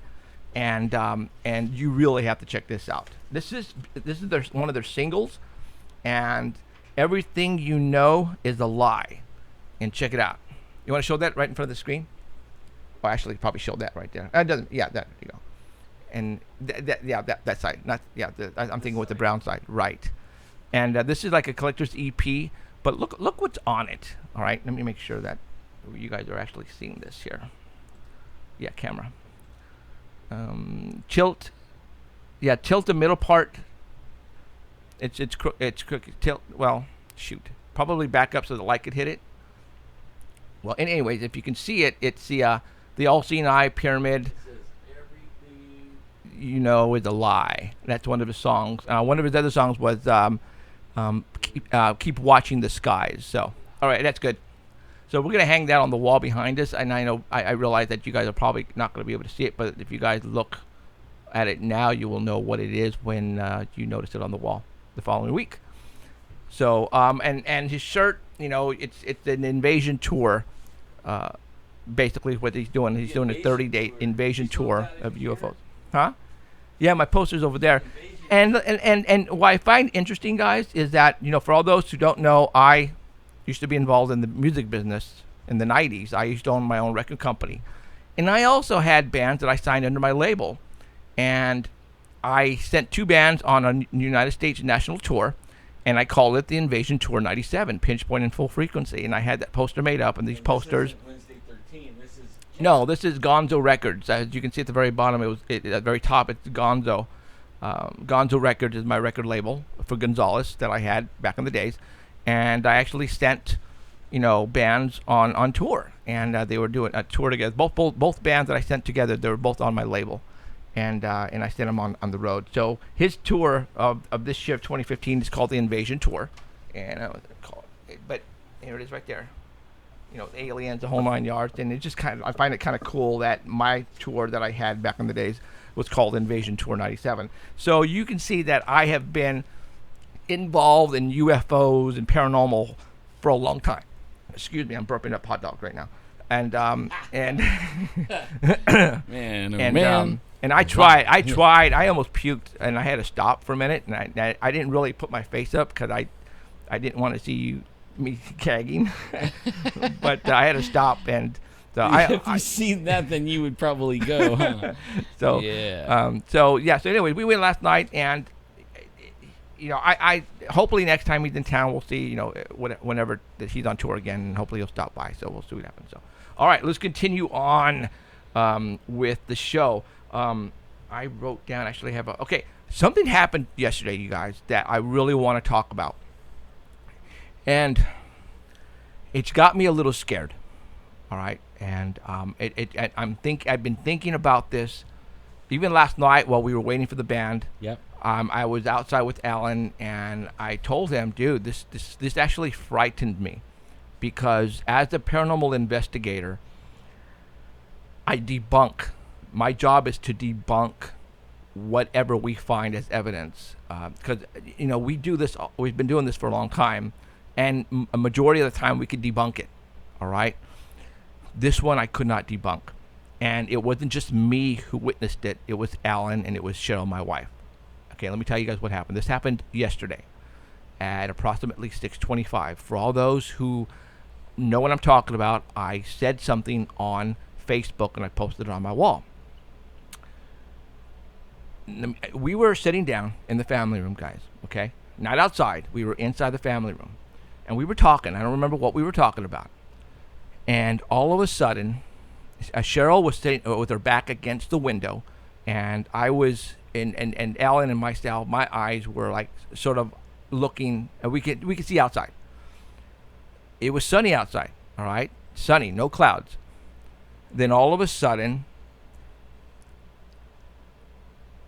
the brightness outside came down about 10-15%. It felt like, to me, and I was trying to think, how can I present this to you guys so you guys have an idea what I'm talking about. It's like getting a plexiglass, a gray plexiglass, very tinted, very lightly tinted, and putting it in front of a light, and then watch this brightness all of a sudden get shaded just a little bit. That's what happened yesterday at 6:25. Now, at first, when it happened, Alan, my wife, and I, we all stopped talking, and we went and we did faces. Cheryl went like this, and I went, And I don't know what if you. I was facing the window, Right. And what was weird is Cheryl was actually had her back to it. Yes, and she caught it.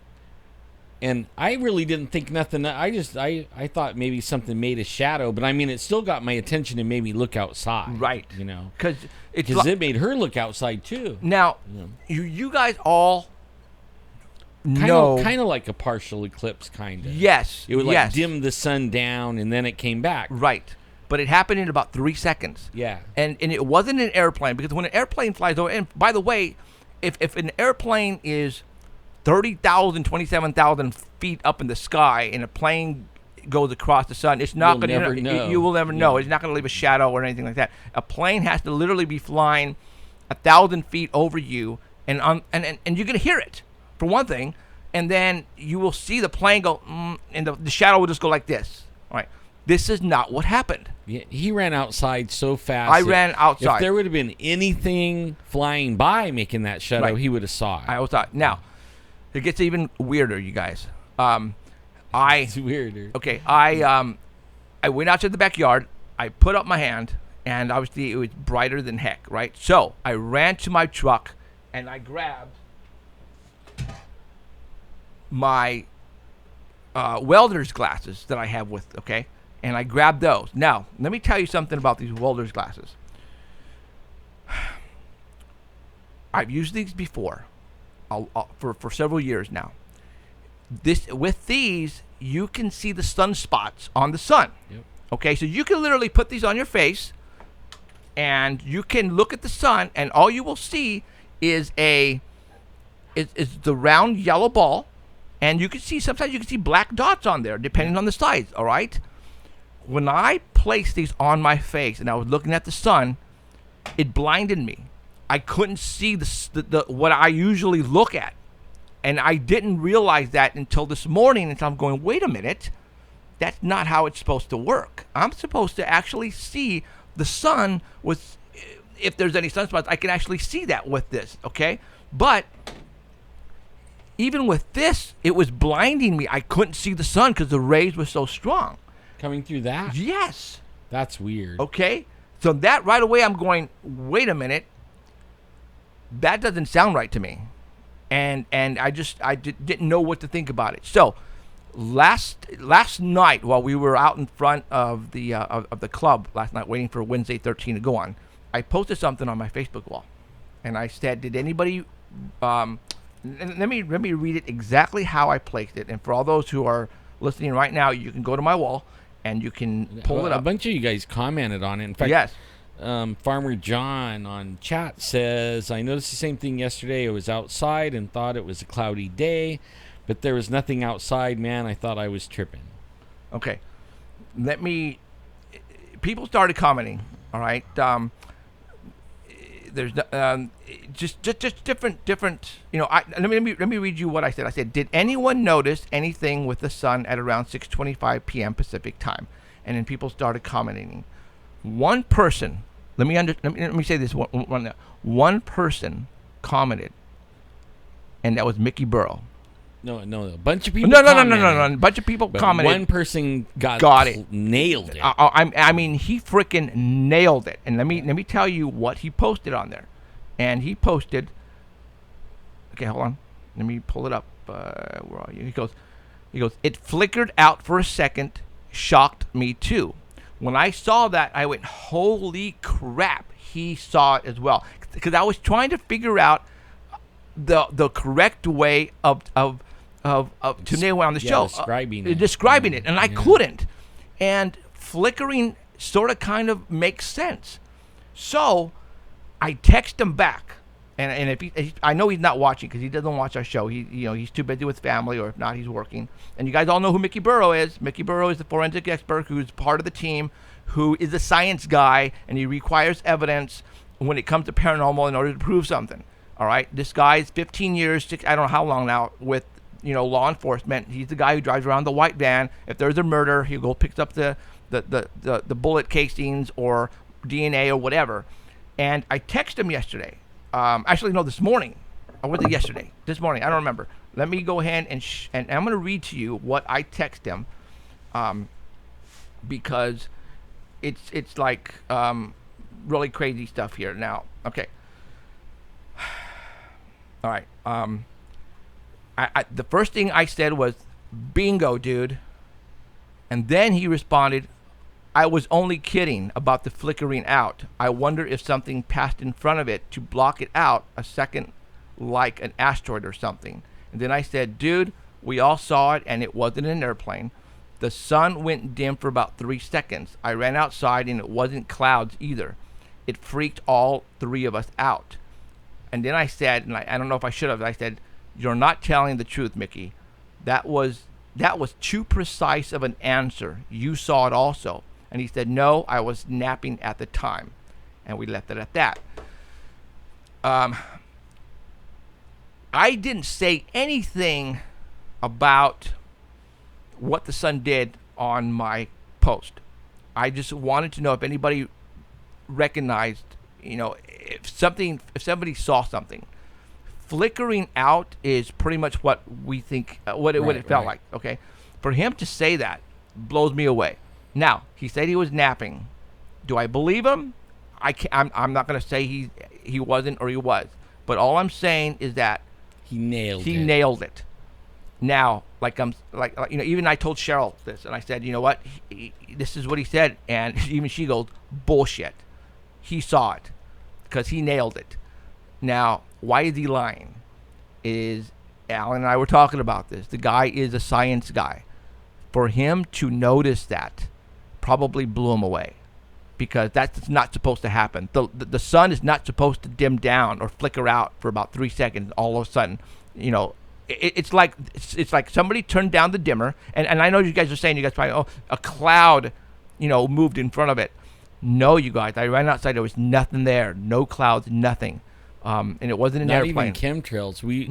It was today, perfect. No chemtrails. It was perfect out there. Yeah, somebody turned down and dimmed it, like I said, like about 7 or 8% went like this, then like that, and that's when I went. What the hell was that? It dimmed down enough to get your attention. Yes, it got all 3 of our attentions, and that's why I ran outside.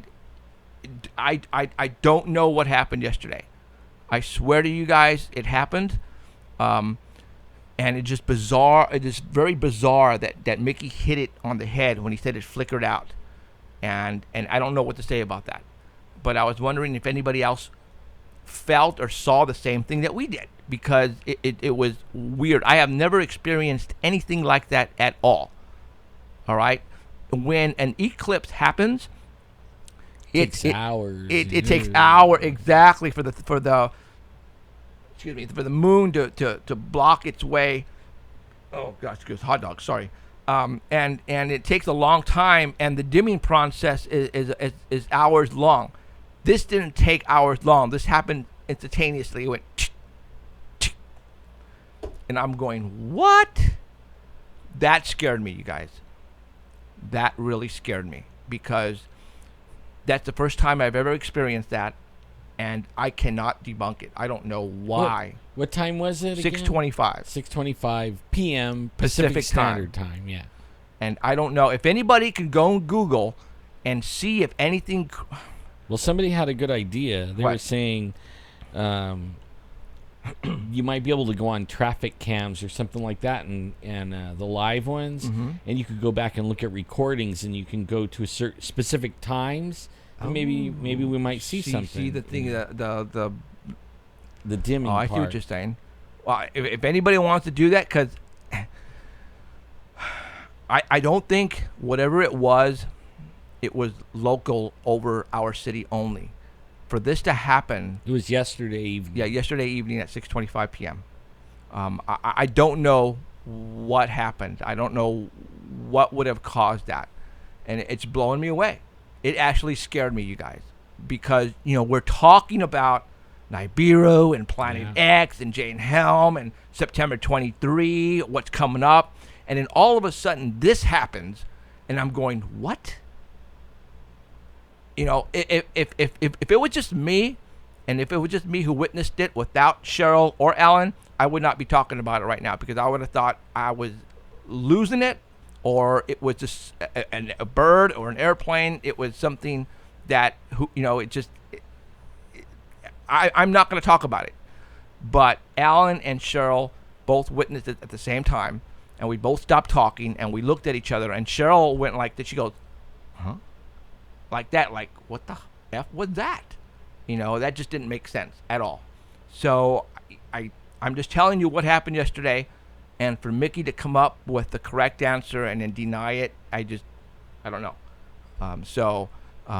If anybody can go Google or go to a planetary app and see if they can find anything, that is awesome. I want you guys to please go do that so that way I can sleep tonight, because that was not supposed to happen. I don't know what happened yesterday, and it's just blowing me out of the water.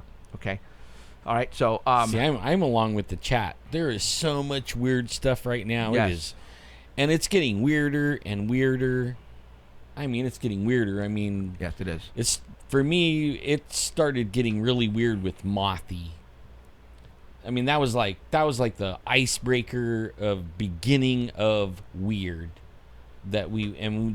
Since then we've been all around the valley floor looking for Bigfoots, right. And all kinds of people are calling me about things jumping on them and choking them out in the night, and dreams. Oh man, people dreaming of giant waves coming in and like inundating like 5-story buildings in the coast, Right. and People are having dreams. it's getting weird. It's getting weird. And we've been talking about certain dates, September 21st or September 28th. Okay. A couple days ago, 3-4 days ago, about 3 days ago, there was a post on social media, Facebook, that came up, and it was a poster of a concert, and I noticed the date on there. Let me show you this, guys. Okay. Are there any coincidences in what we're doing here? Because of all the information that we're telling you about is about that week in September. Okay. Let me show you what came up over social media. All right, let me find it here real quick, guys. And oh my gosh, I didn't put it up. Okay, Yeah, well, I don't problem. know. Like, I will find it. Let me go get it. I put something on my Facebook Where is about it? Where is weather it? modification and these right-wing weirdo people What happened? trying to recover the valley floor like back to nature and take it out of the growing, Let me. things being grown. Right. And it was actually from Devin Nunes, the congressman. Right before he became a congressman, he went to these meetings, and these guys told him exactly how they were going to do it. And now we're in the middle of their plan, and they're doing it. They're actually weather modification, the whole thing for California. This is something people are doing to us. This is not. I'm sure nature's helping it along. We might be in a natural drought, but they take advantage of it and they magnify it and make it worse. So, that I know a lot of people they didn't know what to make of that, but it's pretty bad. And then really weird. 2 days ago it was snowing at 9,000 feet. Yes, it snowed in frickin' Yosemite. Yeah. Right? Yeah, and close the highway that everybody goes over from. It's only open in the summer. You go through Yosemite and way up in the high country and then down into Mammoth Lake. That closed at 9,000 feet. It was snowing. And what coincidence was that? And I posted something on social media on Facebook, and I took it off because it was stupid. But somebody was on their honeymoon up there in Yosemite. It was Ashton Kutcher and Mila. Can't pronounce her last name. Yeah. But they had gotten married, and they were up at Yosemite, and their honeymoon, they rented a big-ass RV, I'm thinking, and they were up there exactly when the snowstorm hit. So I get to my wife, I go, what, ABC or CBS, one of the TV channels down here, posted, if anybody can get a picture of them in their honeymoon, please send it this way so we can post it up. And people were going, man, leave them alone. Just leave them alone. And I said, oh, I know what happened. Ashton Kutcher, with all of the connections this guy did, he called in a favor at the Harp and made it snow so they can block off the road so that way they can have peace and quiet. Ooh. What do you think about that? And my wife's going to go, and you're smoking crack, They're all Jeff. snuggled around their campfire. You're smoking crack, Jeff. So, but that's my story, and I'm going to stick to it. Okay. I had to download the poster, so hold on, stand by here. Let me erase that. All right. And let me find you the poster. Where'd it go? Where'd it go? I just posted it up. Stand by, stand by. I'm trying to find it. Where'd it go? What? They're not letting me, letting you. When you did your update, the picture disappeared. Yeah. It was a government thing. Holland is calling. Okay. Holland. Gibbs. Hey. Hey, how's it going? What's going on? Oh, here it is. All right. How's it going, man? How's it all going? Can you hear us? Jeff? Yeah, this is Jeff and Is Alan. this Jeff? Yeah, it is. Yeah. Hey. What's Hey, how's it going, guys? Oh, we're Pretty going good, man. So we're I'm putting the poster up right now on the flyer that hit the social media. Check this out. Take actions. Launch the global goals and join the movement to end extreme poverty. That's what this thing is all about. But it's at Central Park, Saturday, September the 26th. 26. The September the 26th. You see that round circle there? Yeah. Okay. CERN. CERN. The red blood moon, maybe. Yeah. Okay. And this is a free ticket event, so they're not charging. It's like they want people to show up by the masses. I wonder why. Okay. I'm here it is, guys. This is no joke. Here it is. It's Pearl Jam, Beyonce, Ed Sheeran, Sheeran, I don't know, but Coldplay. I can tell you right now, Pearl Jam, Beyonce, Coldplay, all Illuminati, big time. This is Central Park, you guys, in New York City on September the 26th. They are having a massive event. Coincidence? Is anything planned in over there where you're at, Gib? Are you guys hearing stuff like this, or is it just here? No, I haven't heard about this yet. This is the first time I'm hearing about this. Yeah. Yeah, I mean, Yeah. I know we don't get all the news that you guys get, and you Right. guys don't get all the news we get. I know that for a fact. Right. So I just No. I found this, you guys, extremely non-coincident. To me, it's not a coincidence. This event is happening on September the 26th for a reason. I don't know what that reason is yet, you guys. Maybe they're going to Project Blue Beam them. But September 26th is the Jewish Shabbat. Yeah, it's the Shabbat. yeah. Okay, that's happening on that day. Mhm. All right. And I see, check out this red circle. What does that red circle represent? Well, that's right about when the blood moon happens. That's when the too. blood moon happens. But a round circle with It's more like CERN. with CERN. Thank you. A Stargate, a portal somehow. Oh. And they're like, I've been reading a lot of stuff lately on this. Mhm. CERN, and they're actually, I mean, they have that statue in front of it. It's a Polyon or whatever. It's some kind of fallen angel, Okay. demon with lots of arms that Okay. can kill in battle. Okay. Supposedly, they're going to open this portal and let that out, Okay. right? All right. On that day there. This is actually happening. I did not go to Photoshop, and I did not make this up. No, you I guys seen that. Oh, I seen okay. that on the news. Okay. Yeah. They're really hyping this thing up big time, you guys. On the Wow. date that Yeah, we are. Shiva, that's it. What is it? Shiva, that's who Oh, they're, Sheba. the Shiva, right? SHIVA. Oh, is that like what I've seen on like Sinbad? Right, yeah. Right. Mhm. Oh. Yeah. They're supposed to open up. I think the place is called Apollyon, but that's where Shiva's at, and they're going to let her out. Or Holy let it smokes. out. Okay. Because you can't call it a her. Okay, so you guys understand the significance of this. All right. Why did it have to be on September 26th? Why? Beats me. Okay. And then look at the round circle on there. That's a given. You notice it ain't a rainbow? No. I've noticed a red round circle hollow inside that could represent, and Cheryl and I were talking about this, and it could represent a portal. Mhm. It could represent the CERN. And it's happening at Central Park in New York on September 26th. Right. All right, so take that for what it's worth and sleep on it. And now, if you guys think we're smoking the crack about that week, then I don't know what else to tell you, because things are popping up left and right about that week. And if you learn something, let us know. absolutely, because we're still in the dark. I mean, Yeah. we know the military are they're moving their equipment around the United States and placing them in certain areas. There are military personnel right now doing training in cities and in towns, and people are witnessing this. The media, from what I understand, has been told for a blackout, and not to talk about this Jaden Helm. Okay, now I'm going to show you something else, and I'm really going to freak you guys out. You guys ready? Wait. Oh, let's see. Gibbs. What's up, Gibbs? I got you on the phone. Sorry.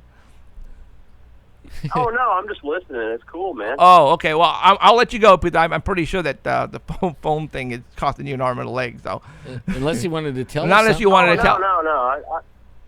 Not I was unless. wanting to hear about Jade Helm and see if you guys heard any new information about the Jade Helm. No, not really. It's been been quiet lately. The people that I know in Texas, that regular people are getting together, and they're going to watch over the training process for the military. They're putting I don't want to say posses, but groups together, and they're going to basically watch what they're doing. And I heard they blocked the news. Yeah, they blocking the said news. no news on this Right. one. So that doesn't make any sense to me either. So I'm going to talk a little bit about that. Oh. So I'm going to let you go, all right, Gibbs? All right, guys. Hey, okay. love the show and take care, and I'll keep listening. All right, man. Right Thanks, on, dude. man. See ya. We'll see you later. And for all those who don't know, he just called from Holland. Yes. My favorite country. Okay, now I'm going to show you guys what happened. This might have been on Tuesday or Wednesday morning, and somebody sent me it. This is just, with all the hacking that's going on, I don't know what to think about this. But the Today Show, at approximately 7:40 a.m., this was shown at the ticker bar at the bottom of. It said massive 9.0 earthquake. Yeah, I saw that. Hits Bay Area early this morning around 5. And I'm thinking that's got to be a.m. And when it happened on NBC at 7. Okay. This. Okay. All right, guys. Are they foretelling? Cheryl and I, we were just racking our brain a little while ago. We had to watch Jupiter Ascending over again, because that movie, if you haven't seen it, go get it, go rent it, go watch it, because it's going to blow your mind if you know what we talk about here, and that movie is going to make sense to you. Okay? Go watch Jupiter Ascending. It only made the theaters for a short period of time. Many of the magazines and news agencies gave it a rated F because they said it was just the worst movie in the world. But I think there was a purpose of rating it that so people would not see it. I think there's messages in this movie. Excuse me. Oh my God, Hotdog. Sorry. But look, massive 9.0 earthquake hit. This actually happened. All right, you guys. Now it's saying the Bay Area. We were talking about that, Shell and I, and the Bay Area could be anywhere. Now, I don't think it was the New York Bay Area, because they would not. I don't think this. That's not what the nickname for Bay Area is. San Francisco. San Francisco, correct. Everybody knows that, Right. Supposedly. Yes. All right. So this popped up on the ticker and you notice nobody talked about it. Nobody even said anything about it. Now, was it hackers? Because you remember we just got hacked. The United Airlines and the stock market went down on the same freaking day. And not only that happened on that particular day, a lot of other things happened on that day as well. And those hackers came out and said something's going to happen in the stock market. Yes, the night before it was and it was then that it guy, happened. I forgot his name, sorry, but with the mask, the white Anonymous. mask. There you go. Thank you very much. Anonymous said I wouldn't be surprised if something happens the following day at Wall Street. And sure enough, Wall Street got shut down. And now it also happened to the Wall Street Journal, I believe. Yeah. And many things happened. I posted it on my wall for those who want to go back and find it and of all the things that happened. You know what that one reminded me of? What? When they were doing, I mean, this is going back, 9/11, the news, the CNN news lady was standing there talking about Building 7 being, already fell and all this stuff, But while she was talking, Building 7 was behind her, still standing, right? Right. So how did she know that Building 7 was going to fall? When I saw that earthquake, 9.0 earthquake, it was like, okay, they're telling somebody jumped the gun and put that there, and we should all be looking for a 9.0 earthquake. Okay, so what are we talking about here? Was this done by a hacker? All right. Now, think about that. Now, we've told you on this show that we believe before the Illuminati does something as a disaster of some proportion, I don't know, whatever it could be, they have to notify the people. And Cheryl and I remember hearing, and I thought it was Jupiter ascending, but we watched it again about 3 hours before we went on the air tonight, and we couldn't find it in there. But we remember hearing someone said, because of universal law, universal law and free will, we have to tell the people first. We have to give them hints. Not hints. We have to tell them, but not blatantly come out and say, tomorrow there's going to be an earthquake, run. They're going to tell you what's going to happen, but not in your face sort of kind of way. And you guys remember us talking about movies and TV shows where they have placed like 911 hints and years before it happened, and the X-Files, the three lone gunmen, the spin-off of the X-Files, how they were in the airplane and they mentioned about the airplane crashing into the World Trade Center, and then all of a sudden we see this happened this past week. I don't remember if it was Monday or Tuesday or Wednesday. It was one of those three. But are they warning us of something to happen in the Bay Area in California? And if that's the case, then how are they going to activate an earthquake? Do we have the technology for that? Are we talking HARP? I know that they boasted that they could do it. Okay. They can actually pinpoint and do and set off earthquakes anywhere. So, or is it our alien friends doing it? Okay, so and they control the media and everything, and they're saying, "Okay, tell everybody there's going to be an earthquake," and then they didn't. They forgot to push the button. No, I'm just kidding. Now, you guys are probably going, "Well, this was an accident." No, was not an accident. That's not an accident because somebody had to program this in there. Yeah. Okay. And that ran. If that usually is like not that's like unheard of right there. Right. I mean, totally unheard of. I mean, if somebody placed this on there as a joke, they're fired. Oh yeah. Okay, in a heartbeat. And somebody should have came out and said, "Hey, this thing popped up as a ticker, and and the guy who did it got fired. It was a joke." But nothing has come out of it. I even sent this to Monty Torres, and he hasn't responded back to me. Really? Yeah, his mouth is shut right now. He hasn't said anything about it. Okay, so obviously this was not a mistake. This was placed there on purpose. Somebody had to program this in there, and then take it out. So again, what does this mean? I don't think let's say it was anonymous again. All right, let's say anonymous placed this on there, but anonymous, they don't have the technology to set off earthquakes. So I don't think it was anonymous who did this, guys. I don't think it was China who did this. Not unless, no, I don't think it was China. I don't think it was Russia. I don't think it was. Could it be hackers just goofing around? Sure, that could have been. But I think the media the Today Show, NBC, should have came out and said, "We got hacked. Somebody placed this on there." They haven't said anything about it. That's what's scary. They're not coming out and stating that this actually happened. So thank you for the people who saw this and took a quick snapshot of it with your cell phone and sent it this way. So, have I scared you yet? Are you guys really getting scared now? Y'all scared? Okay.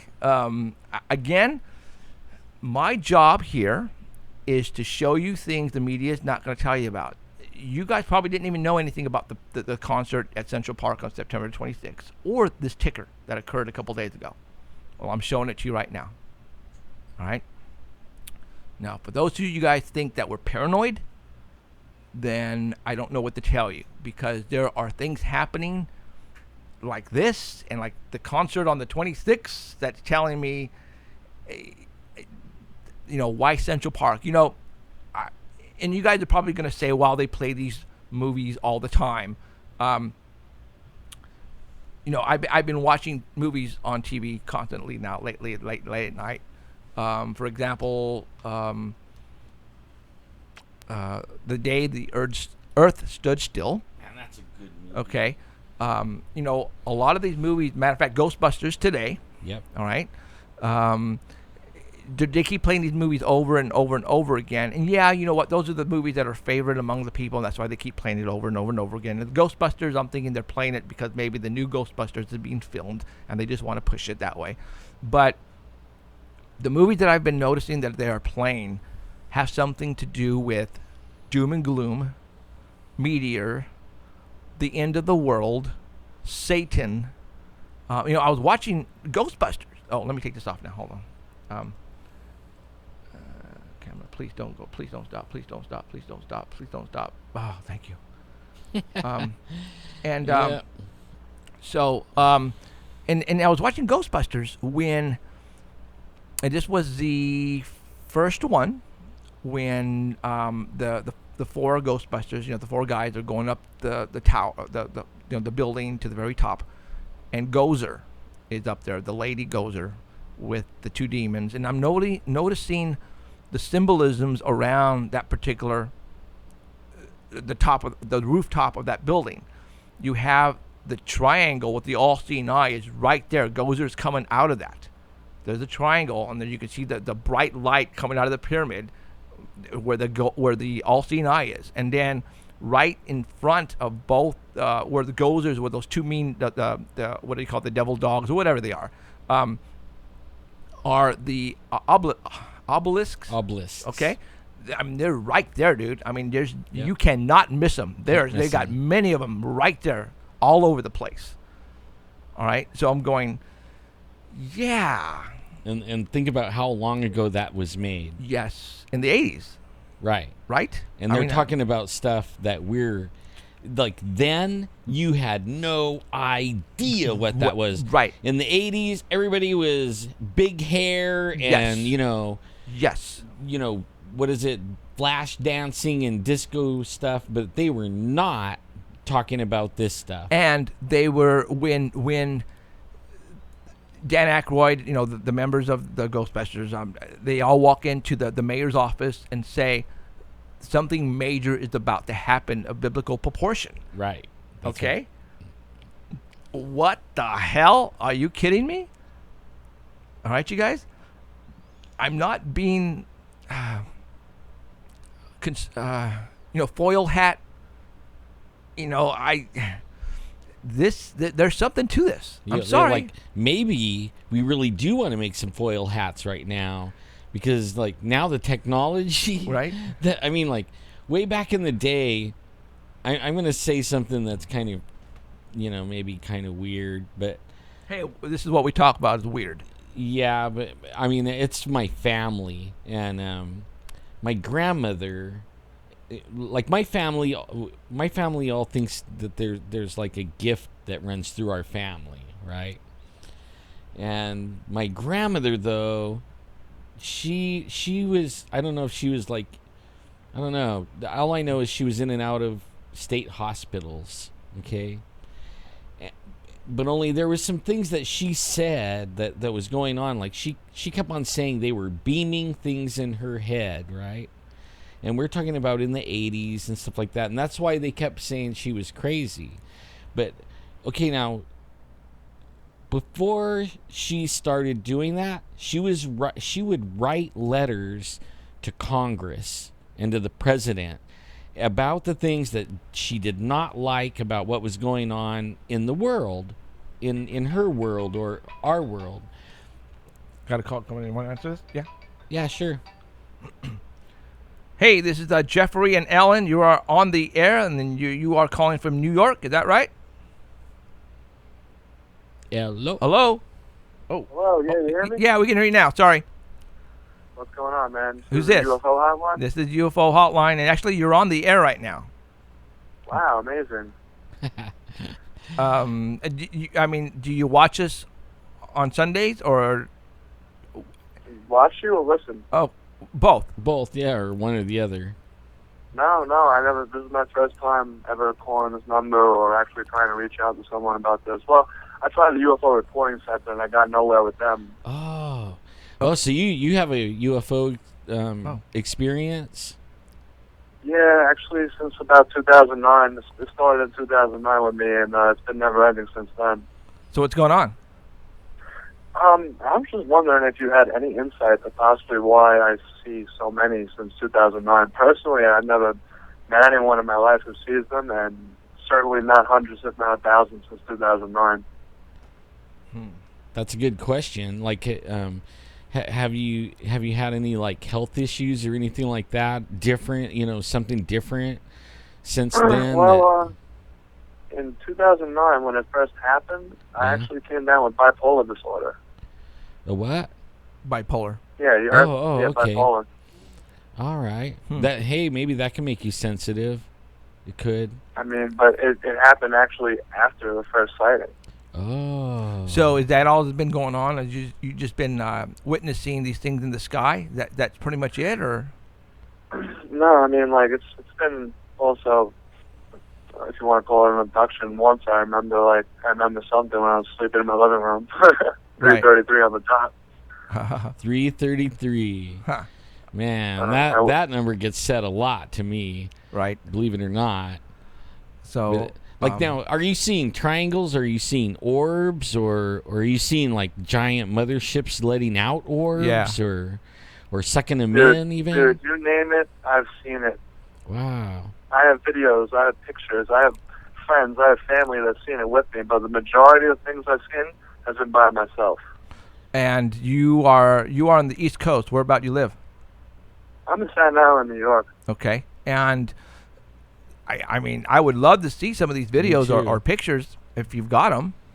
Yeah, me too. I can send you a picture or whatever, some videos. I mean, the videos would be harder to send, but I can send you a picture. Okay. If you can send me some pictures, that would be awesome.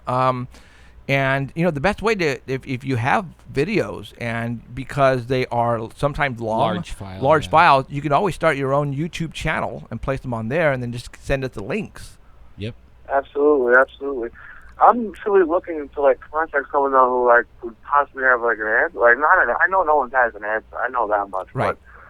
But I honestly, man, I'm not joking. I've seen hundreds and hundreds and hundreds since 2009, and I'm not crazy, dude. I know this to be true. Right. I don't think you're crazy, right? Because we get calls from all over the place, and it's on the increase with everyone. And in fact, we've talked about it a whole bunch of times that things are on the rise, right? And we don't know why either, man. We're trying to figure it out. We think that the awareness, the people's DNAs are changing, and you are now able to witness these things that have been happening probably for thousands and thousands of years, and our perception, our eyes are. I truly believe and agree with you. I watch Ancient Aliens all the time. Okay. I watch the UFO files. I watch all that stuff. And honestly, when I was a young kid, I grew up in Brooklyn, right? And I used to go upstate camping all the time. And I used to see these things in the sky when we were little kids, 7, 10, 11, 12 years old. And we always used to think they were satellites. But then I grew up, and then this modern time UFO sightings started happening in my life when I'm older. And then I connect the dots, all right, I've been seeing these things since I'm 7 years old. They've been with me my whole entire life. Well. Now, have you ever had a time where you were seeing one or something like that, and then you just remember waking up? You don't remember going to sleep, or where you were doing something and you lost some time? The first time I ever experienced the lost time phenomena ever was about a month ago.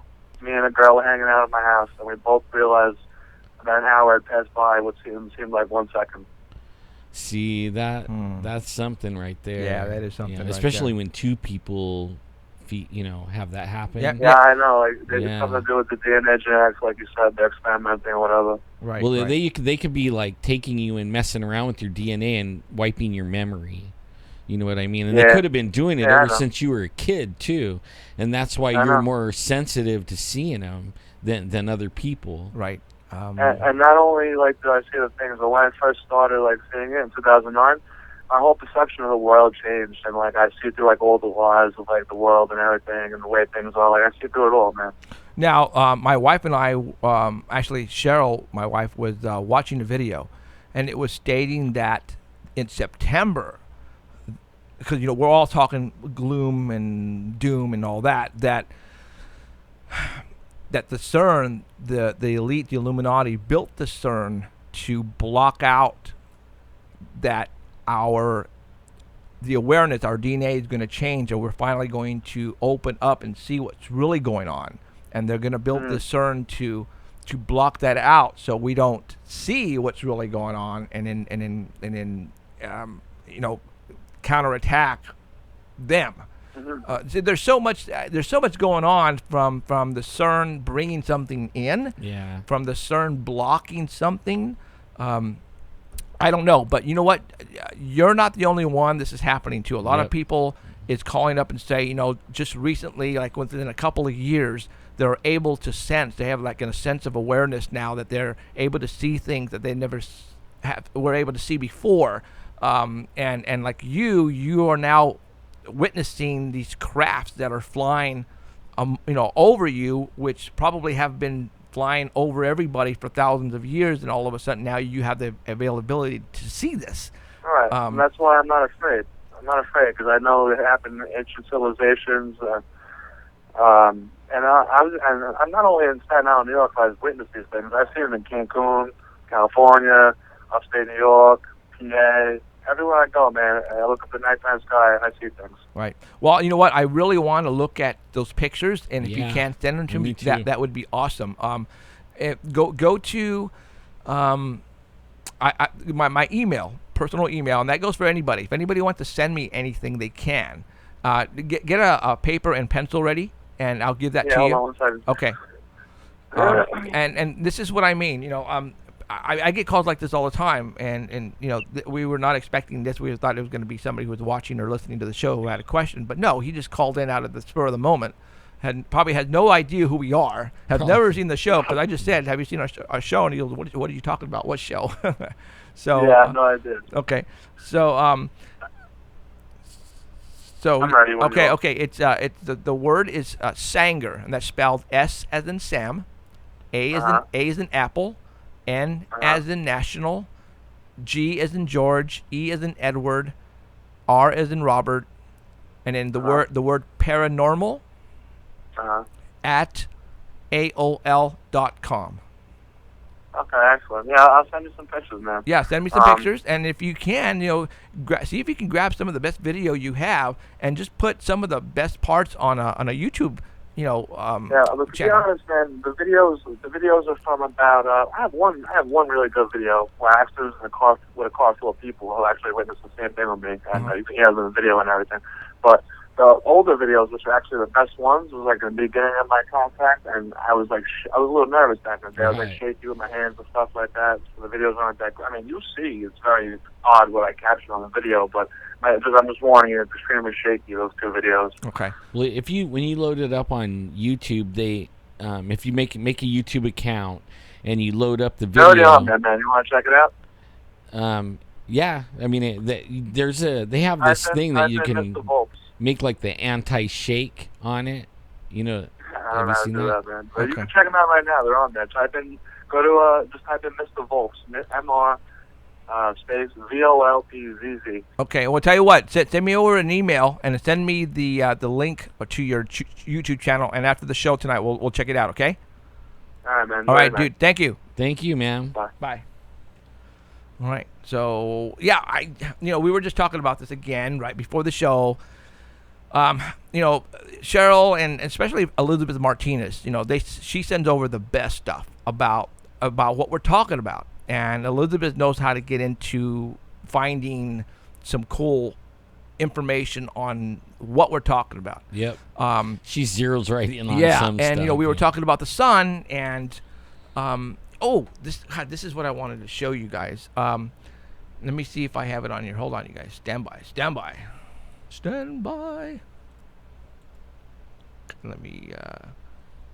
Yeah, well, like what I was saying right before he called, my grandmother would write letters to the senators. And I mean, like, every day she was writing to the governor, to the president, to the senators. Then, at some point, they started beaming. She says the government was beaming things into her head. And this was a long time ago. And now I've come across several videos on YouTube and some articles where people that had run-ins with the government or were writing them letters and bugging them, you know, and actually were onto something, right? They were onto something, and they were making it like we should be doing, loud and clear to our government that we're not happy. All of a sudden, they start hearing voices in their head, and then everybody starts calling them crazy. And this happens a lot. And I have a feeling we all should have like the little aluminum hats or something in our ball cap, because it could happen to us. You know, I mean, and maybe that's what they're going to use on everyone. When, you know, this thing they got going on with CERN and everything, and they're going to make us all hear and see something at the same time, right? I mean, you just sent me over something. you right now. never I don't know, how to get- folks, what's going on. Did it go to wow, I'm trying to email me a photograph so I can show you guys real quick, and it's not coming up. Like, what? Really, guys? Come on, it's just a stupid picture. It's really nothing. Let me see if I can do it again, guys. Hold on. Yeah, that beam thing, I mean, we all used to laugh at my grandmother about it, but once, you know, I started digging around in this stuff, I realized she wasn't crazy. They made her seem crazy by doing that. Did it stop her from writing the presidents and everything? Oh, heck no. And you know what? When she passed, one of the things that I inherited from her, well, I think my son inherited it, but I held it for a little while until he was old enough to move. Not coming through. It was a encyclopedia set from way back, and it was all about the founding fathers and what their beliefs were, and they were all, I know nobody likes hearing this, but these guys founded our nation on Christian principles and actually the Bible, okay?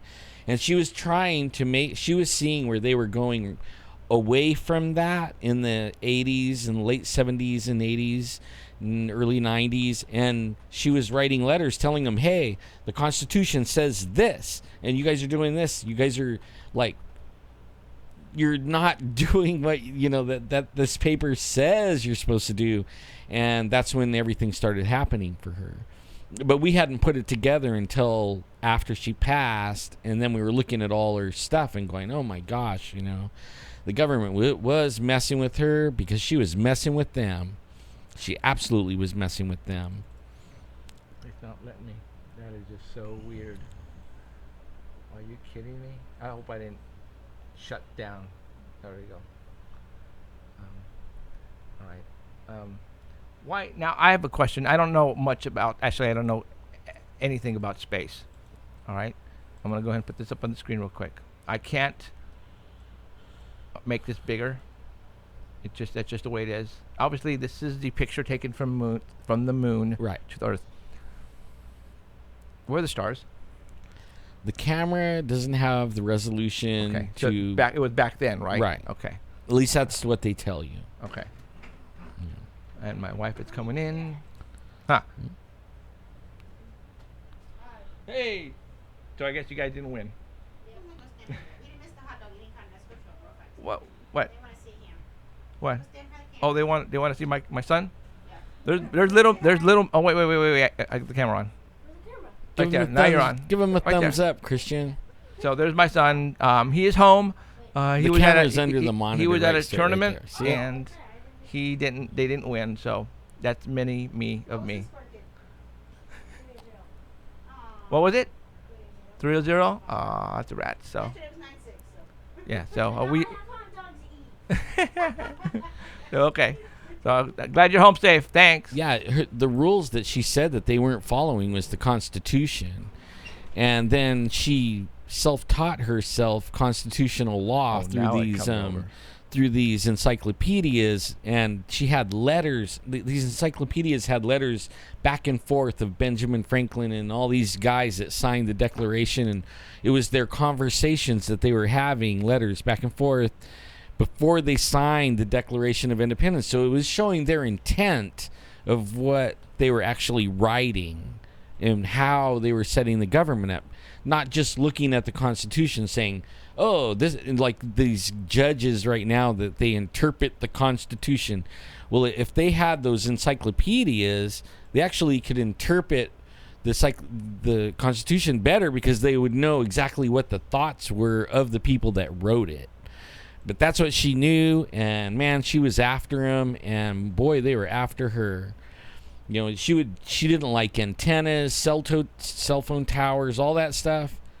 Man, she didn't. She would put like aluminum foil on her window, and oh man, I mean, she was really worried. You know, the guy that we just talked to from New York, Staten Island, New York, he just sent me over one email with a picture, and I'm gonna go ahead and save this real quick and just show you what he sent me. And cool. You know, like I said, I can't wait. And I'll show you really quick, and we'll put it up so that way you guys can see it.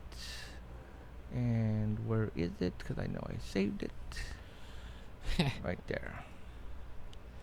Oh wow. What is that? That looks like a mushroom. So I'm thinking that this on the left-hand side is what he took as far as the photograph, and I'm thinking the reason why he sent the thing on the right is maybe a significance of what it looks like. I don't know, but that's what that guy just sent over. Just that I'm showing you guys what he just sent over. Did it stop? Huh? Did it stop? No. No. Okay. Going, so. And so there it is. Danny. What? Part 3. Oh, I know. It sucks. He almost called it. You almost got it, Danny. Yeah, I'm doing what I do, Danny. You know, I'm not hitting the stop button. All I'm doing is closing out the window, putting a picture up on the screen, closing the window, going from camera to screen, and sometimes it just freezes up. And there's nothing that I do different from any of the other shows. Sometimes it will happen all the time, and sometimes it doesn't happen at all, and I don't understand why it's doing that. I'm not doing anything different, which is upsetting because I hate it when it's part 1, part 2, part 3, guys. So for those people who, you know, is that like, cause I'm running late on this. Well, right, yeah, yeah. But so is he saying that's the head of that creature that's waving? Good question. Interesting. That's what. Maybe that's the reason why he went on the internet probably and see if he could find anything that resembled anything close to that. I don't know, but if that's a UFO, I can't see that being an alien head of any sort. It's just a craft of what he saw, you know. So I don't know. I'll check out his videos though. Okay, all right. And if you're listening now, if you found us and you're listening, check out our YouTube. There's a lot of stuff on there. Yeah, and I hate it when our live stream goes down. You know, I've been trying to figure out why it's doing that, and we thought maybe there's just so many people here in the area of our house that this is occurring. Like me. You know, and you know the other two inside watching different things on the internet, but it isn't. So I don't know. Like I said, we have one of the top of the line computers here. I have 100 meg streaming capabilities. It shouldn't be doing that. So I don't know why it's doing that. So what I would do is if you wait a day.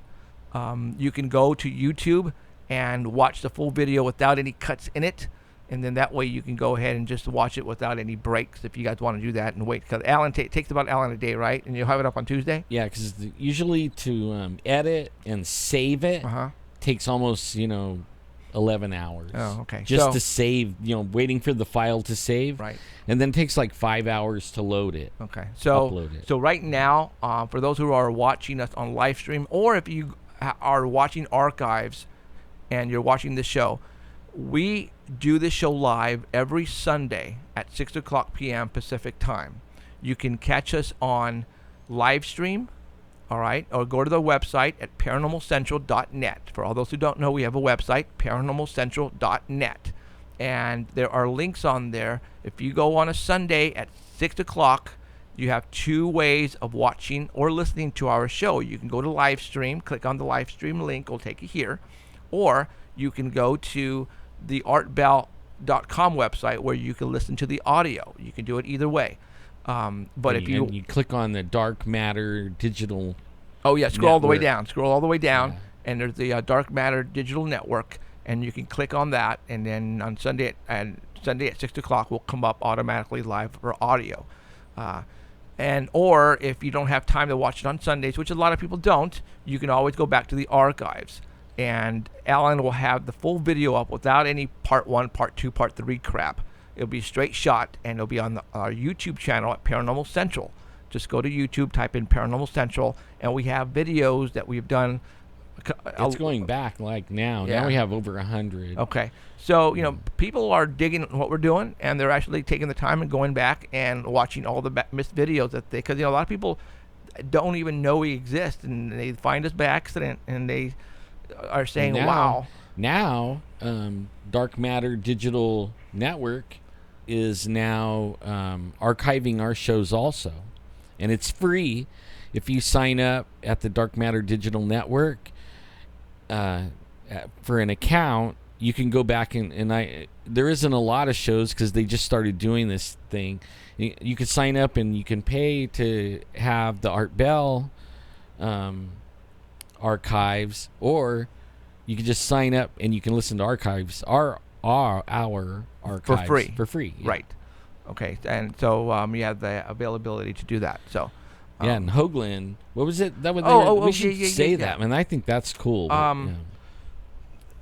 Richard C. Hoagland is going to be coming to the Dark Matter. Well, I don't know if I think he is right now, but he's going to have the show right after Art Bell. Right. From Monday through Friday at 12 o'clock midnight Pacific time. Richard C. Hoagland will have his own show. But on July the Keith, if you can put up that date again for the Pluto thing, I think it's July the 12th, if I'm not mistaken, or the 14th. It might be tomorrow. Hopefully, Keith, you're listening. You can go ahead and put it up. Thank you. Tuesday morning, the 14th, and I think he said 3 a.m. to 9 a.m. Something like that. Richard, there you go. 3 a.m. Pacific. It's going to start. Richard C. Hoagland will be on the Dark Matter Digital Network, giving a play-by-play of the satellite, I guess, that's going to be crossing Pluto. And it's 6 hours, a 6-hour deal. And he's going to be live on the air for that full 6 hours.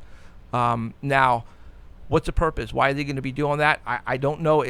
Keith, can you tell me if the satellite's going to be sending back photographs? Is that what the yeah, 6 hours is the satellite? Yeah, satellite is going to be sending back photographs of Pluto, and it's going to be live. As it passes it. Yeah, it passes it. So I think Richard C. Hoagland is going to be grabbing those photos, and he's going to be, I don't know what he's going to do.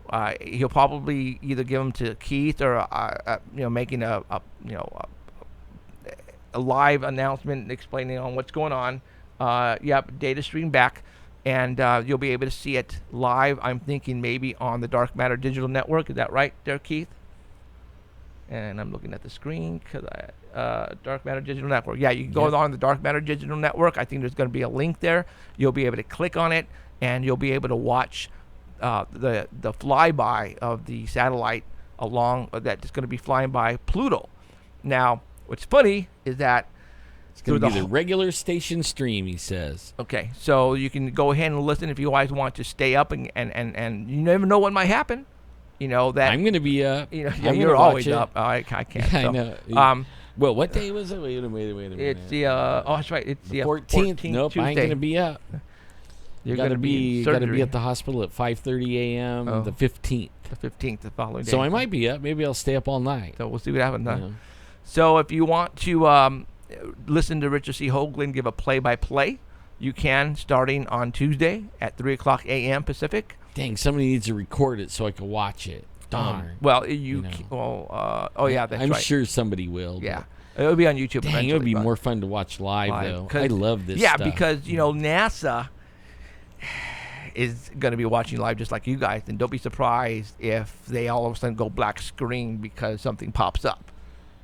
That would be... Now, Okay. if they do that with everybody watching, I mean, they're cutting their own throat. Right. Man. They'll be everybody, after them. Suckers. So anyway, so there you go. So remember, Art Bell is coming back next. It's going to be back next Monday. Not tomorrow, but the following Monday. He will be back on July the 20th here at the Dark Matter Digital Network. Man, I'll be like From 9 recuperating from surgery. From 9 I'm gonna be p.m. on. I'm to gonna 12 be listening. You bet. 12 a.m. Starting Monday to Friday, and then right after that it's going to be Richard C. Hoagland, and we will still have our slot here on Sundays from 6 to 9, and there you go. So the Dark Matter Digital Network, it's going to get pretty damn popular here pretty soon, guys. Yeah. Well, I think it already did. Yeah. I think there's like millions of people like waiting for Art Right. to come back. And just like me, I am too. I mean, I already made my account. I didn't pay yet, though. Sorry, Keith. I will sooner or later. But there's nothing to listen to yet. But I made the account anyways, and I can't wait.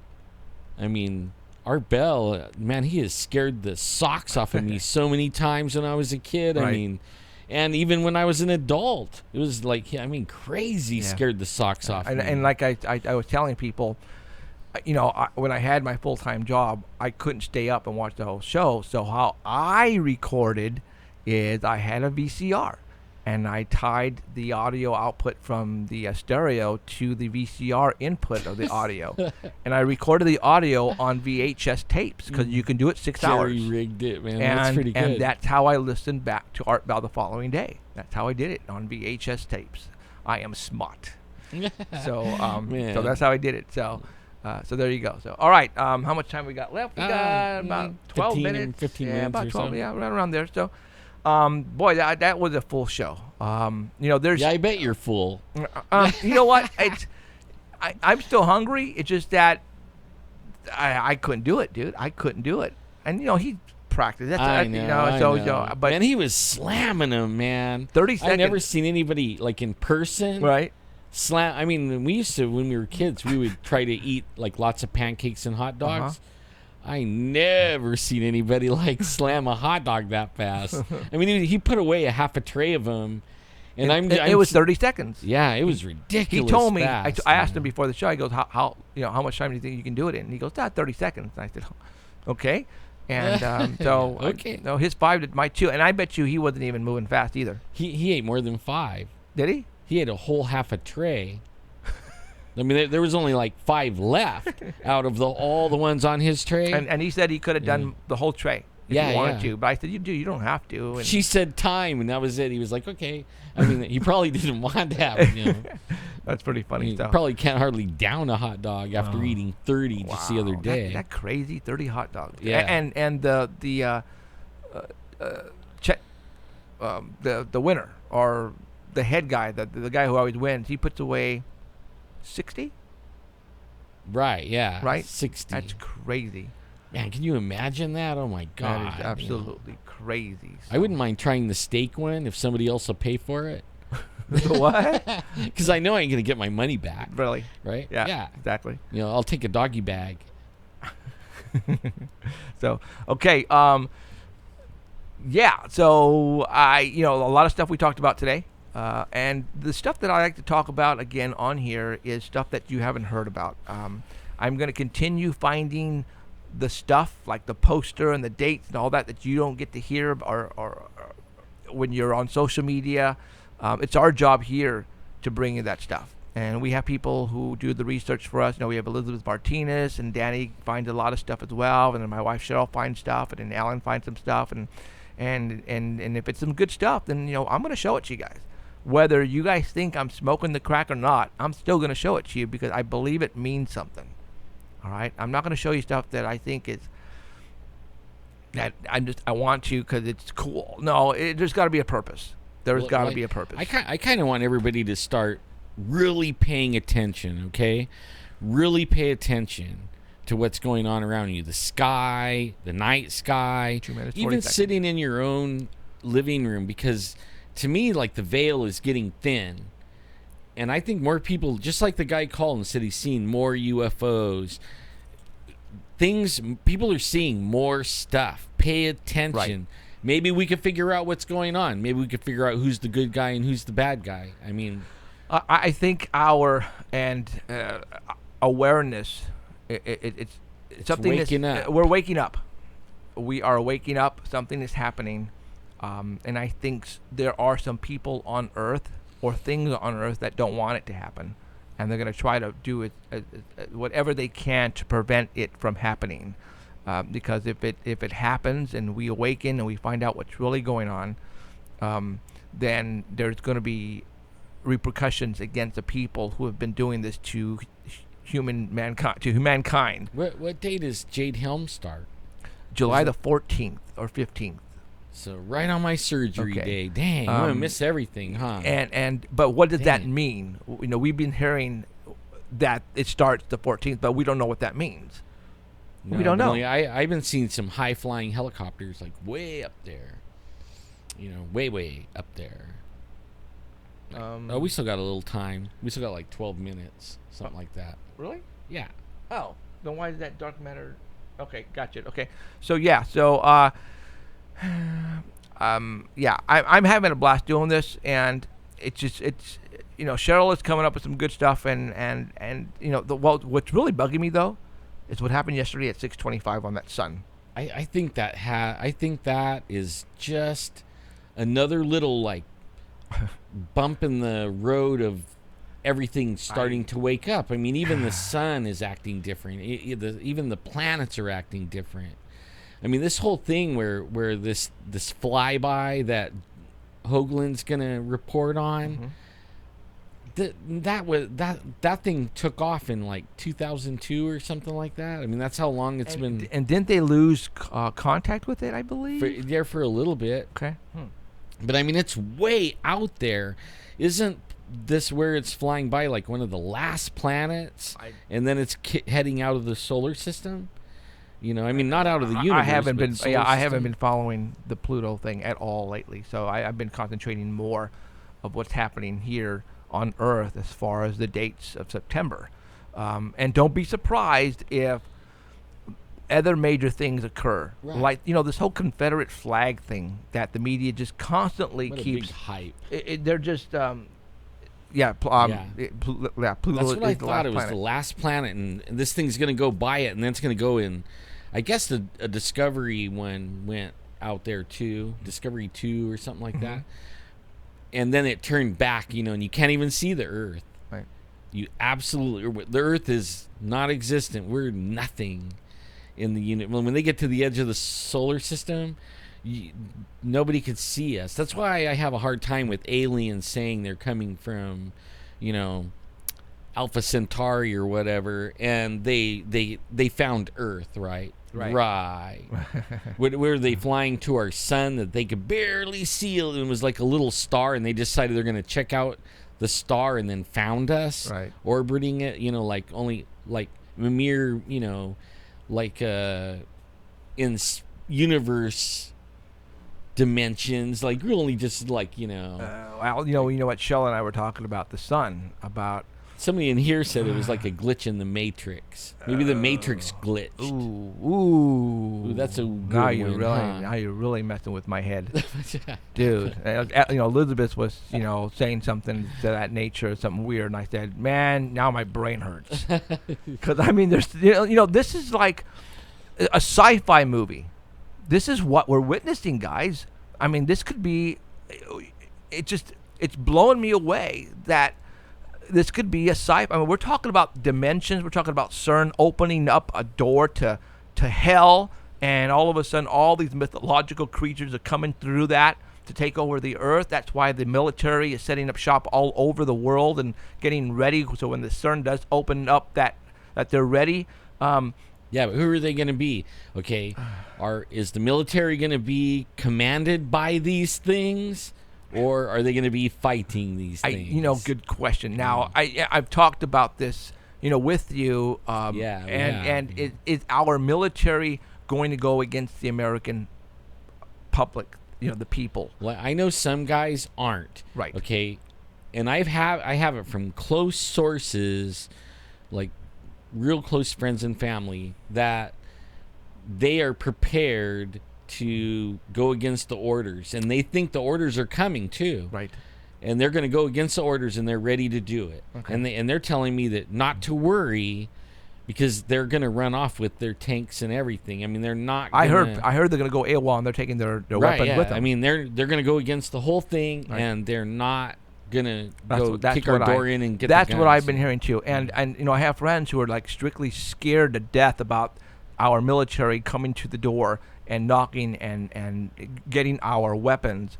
From what I have been told, that's not going to happen. No, these that guys is not don't going to happen. They actually are on our side. Right. And you have to understand that, the military, there's only so many military compared to millions and millions of American citizens. Right. These American citizens We outnumber all of them. Yeah. We have everybody that I know have weapons, and more than one. Yeah. So don't think that the military is going to come and get your weapons. I don't think that's going to happen. And I have friends that reload and stuff like that. 5 minutes. And they have their closet, like they have, 20 rifles, different kinds and stuff like that. Mm-hmm. But certain varieties of rifle, right. they have half a closet full of ammunition, like that deep. Their whole closet, is stacked full. That's cool. Of just only one type. Wow. And then in the other closet, it has the variety, like the shotgun and this and that and the pistols, but it has just one of this one kind. Right. 355-1682. Somebody's calling me on this one. Somebody's calling. No, but this is on my personal phone, so I don't know. Oh. Let me see. It's the coach. Hello, this is Jeffrey. Yes. Adolf. Hey, I'm on the air right now. Can Hi, I call you Adolf. back? Okay, thanks, man. Okay, bye. Oh, here I am saying hi. You can't That's even hear me. Adolf, the guy who introduced me to the levee. Wonder what he has. He doesn't call me unless there's something going down. Right. Oh, I can't wait Can't for wait that. to hear it. Okay, we got 4 minutes of music. And yes, Keith, I actually have a monitor now by me so I can see you. Yay! So yeah, we got 4 eyes on this thing now. So as soon as you put the word up music, I will hit the music. Okay? I love that it makes a little tweaky sound.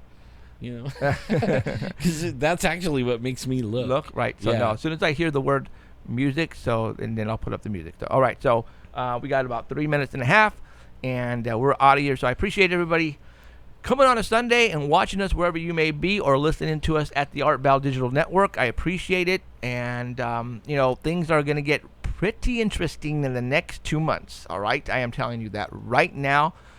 There are stuff coming up that I am going to try to grab everything that I can find that hopefully has something to do with those dates in September, and I will let you know what they are and put them up on the screen here on the show every Sunday between 6 and 9 o'clock p.m. Yeah, and then I don't know if I'm going to be here next Sunday, but I'm going to try my best. Right.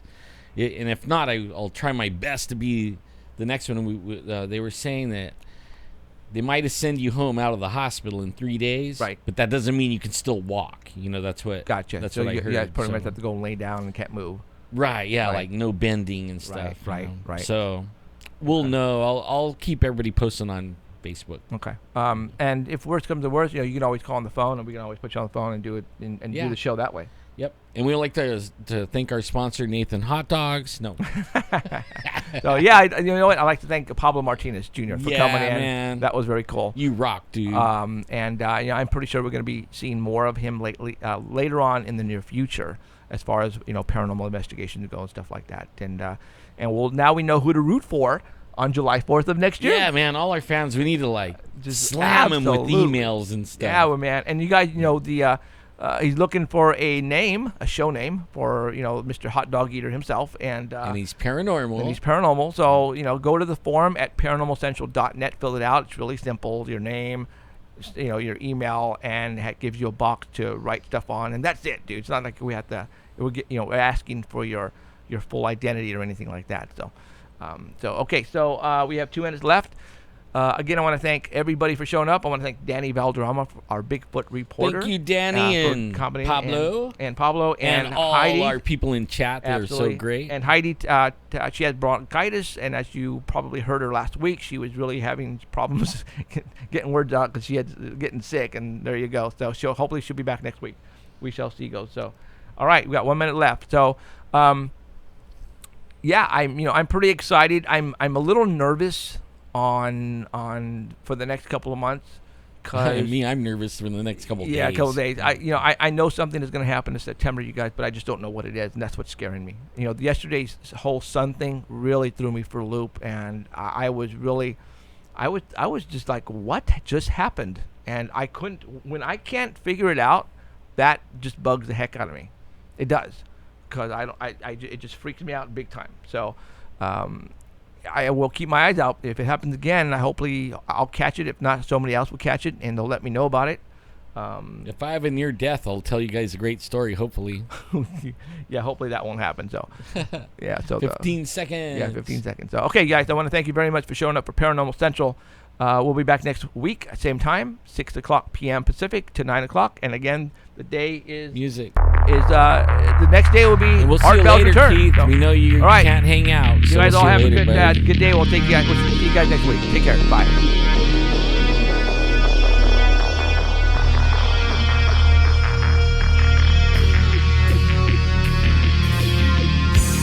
You have been listening to Paranormal Central with Jeffrey Gonzalez and Alan Thomas.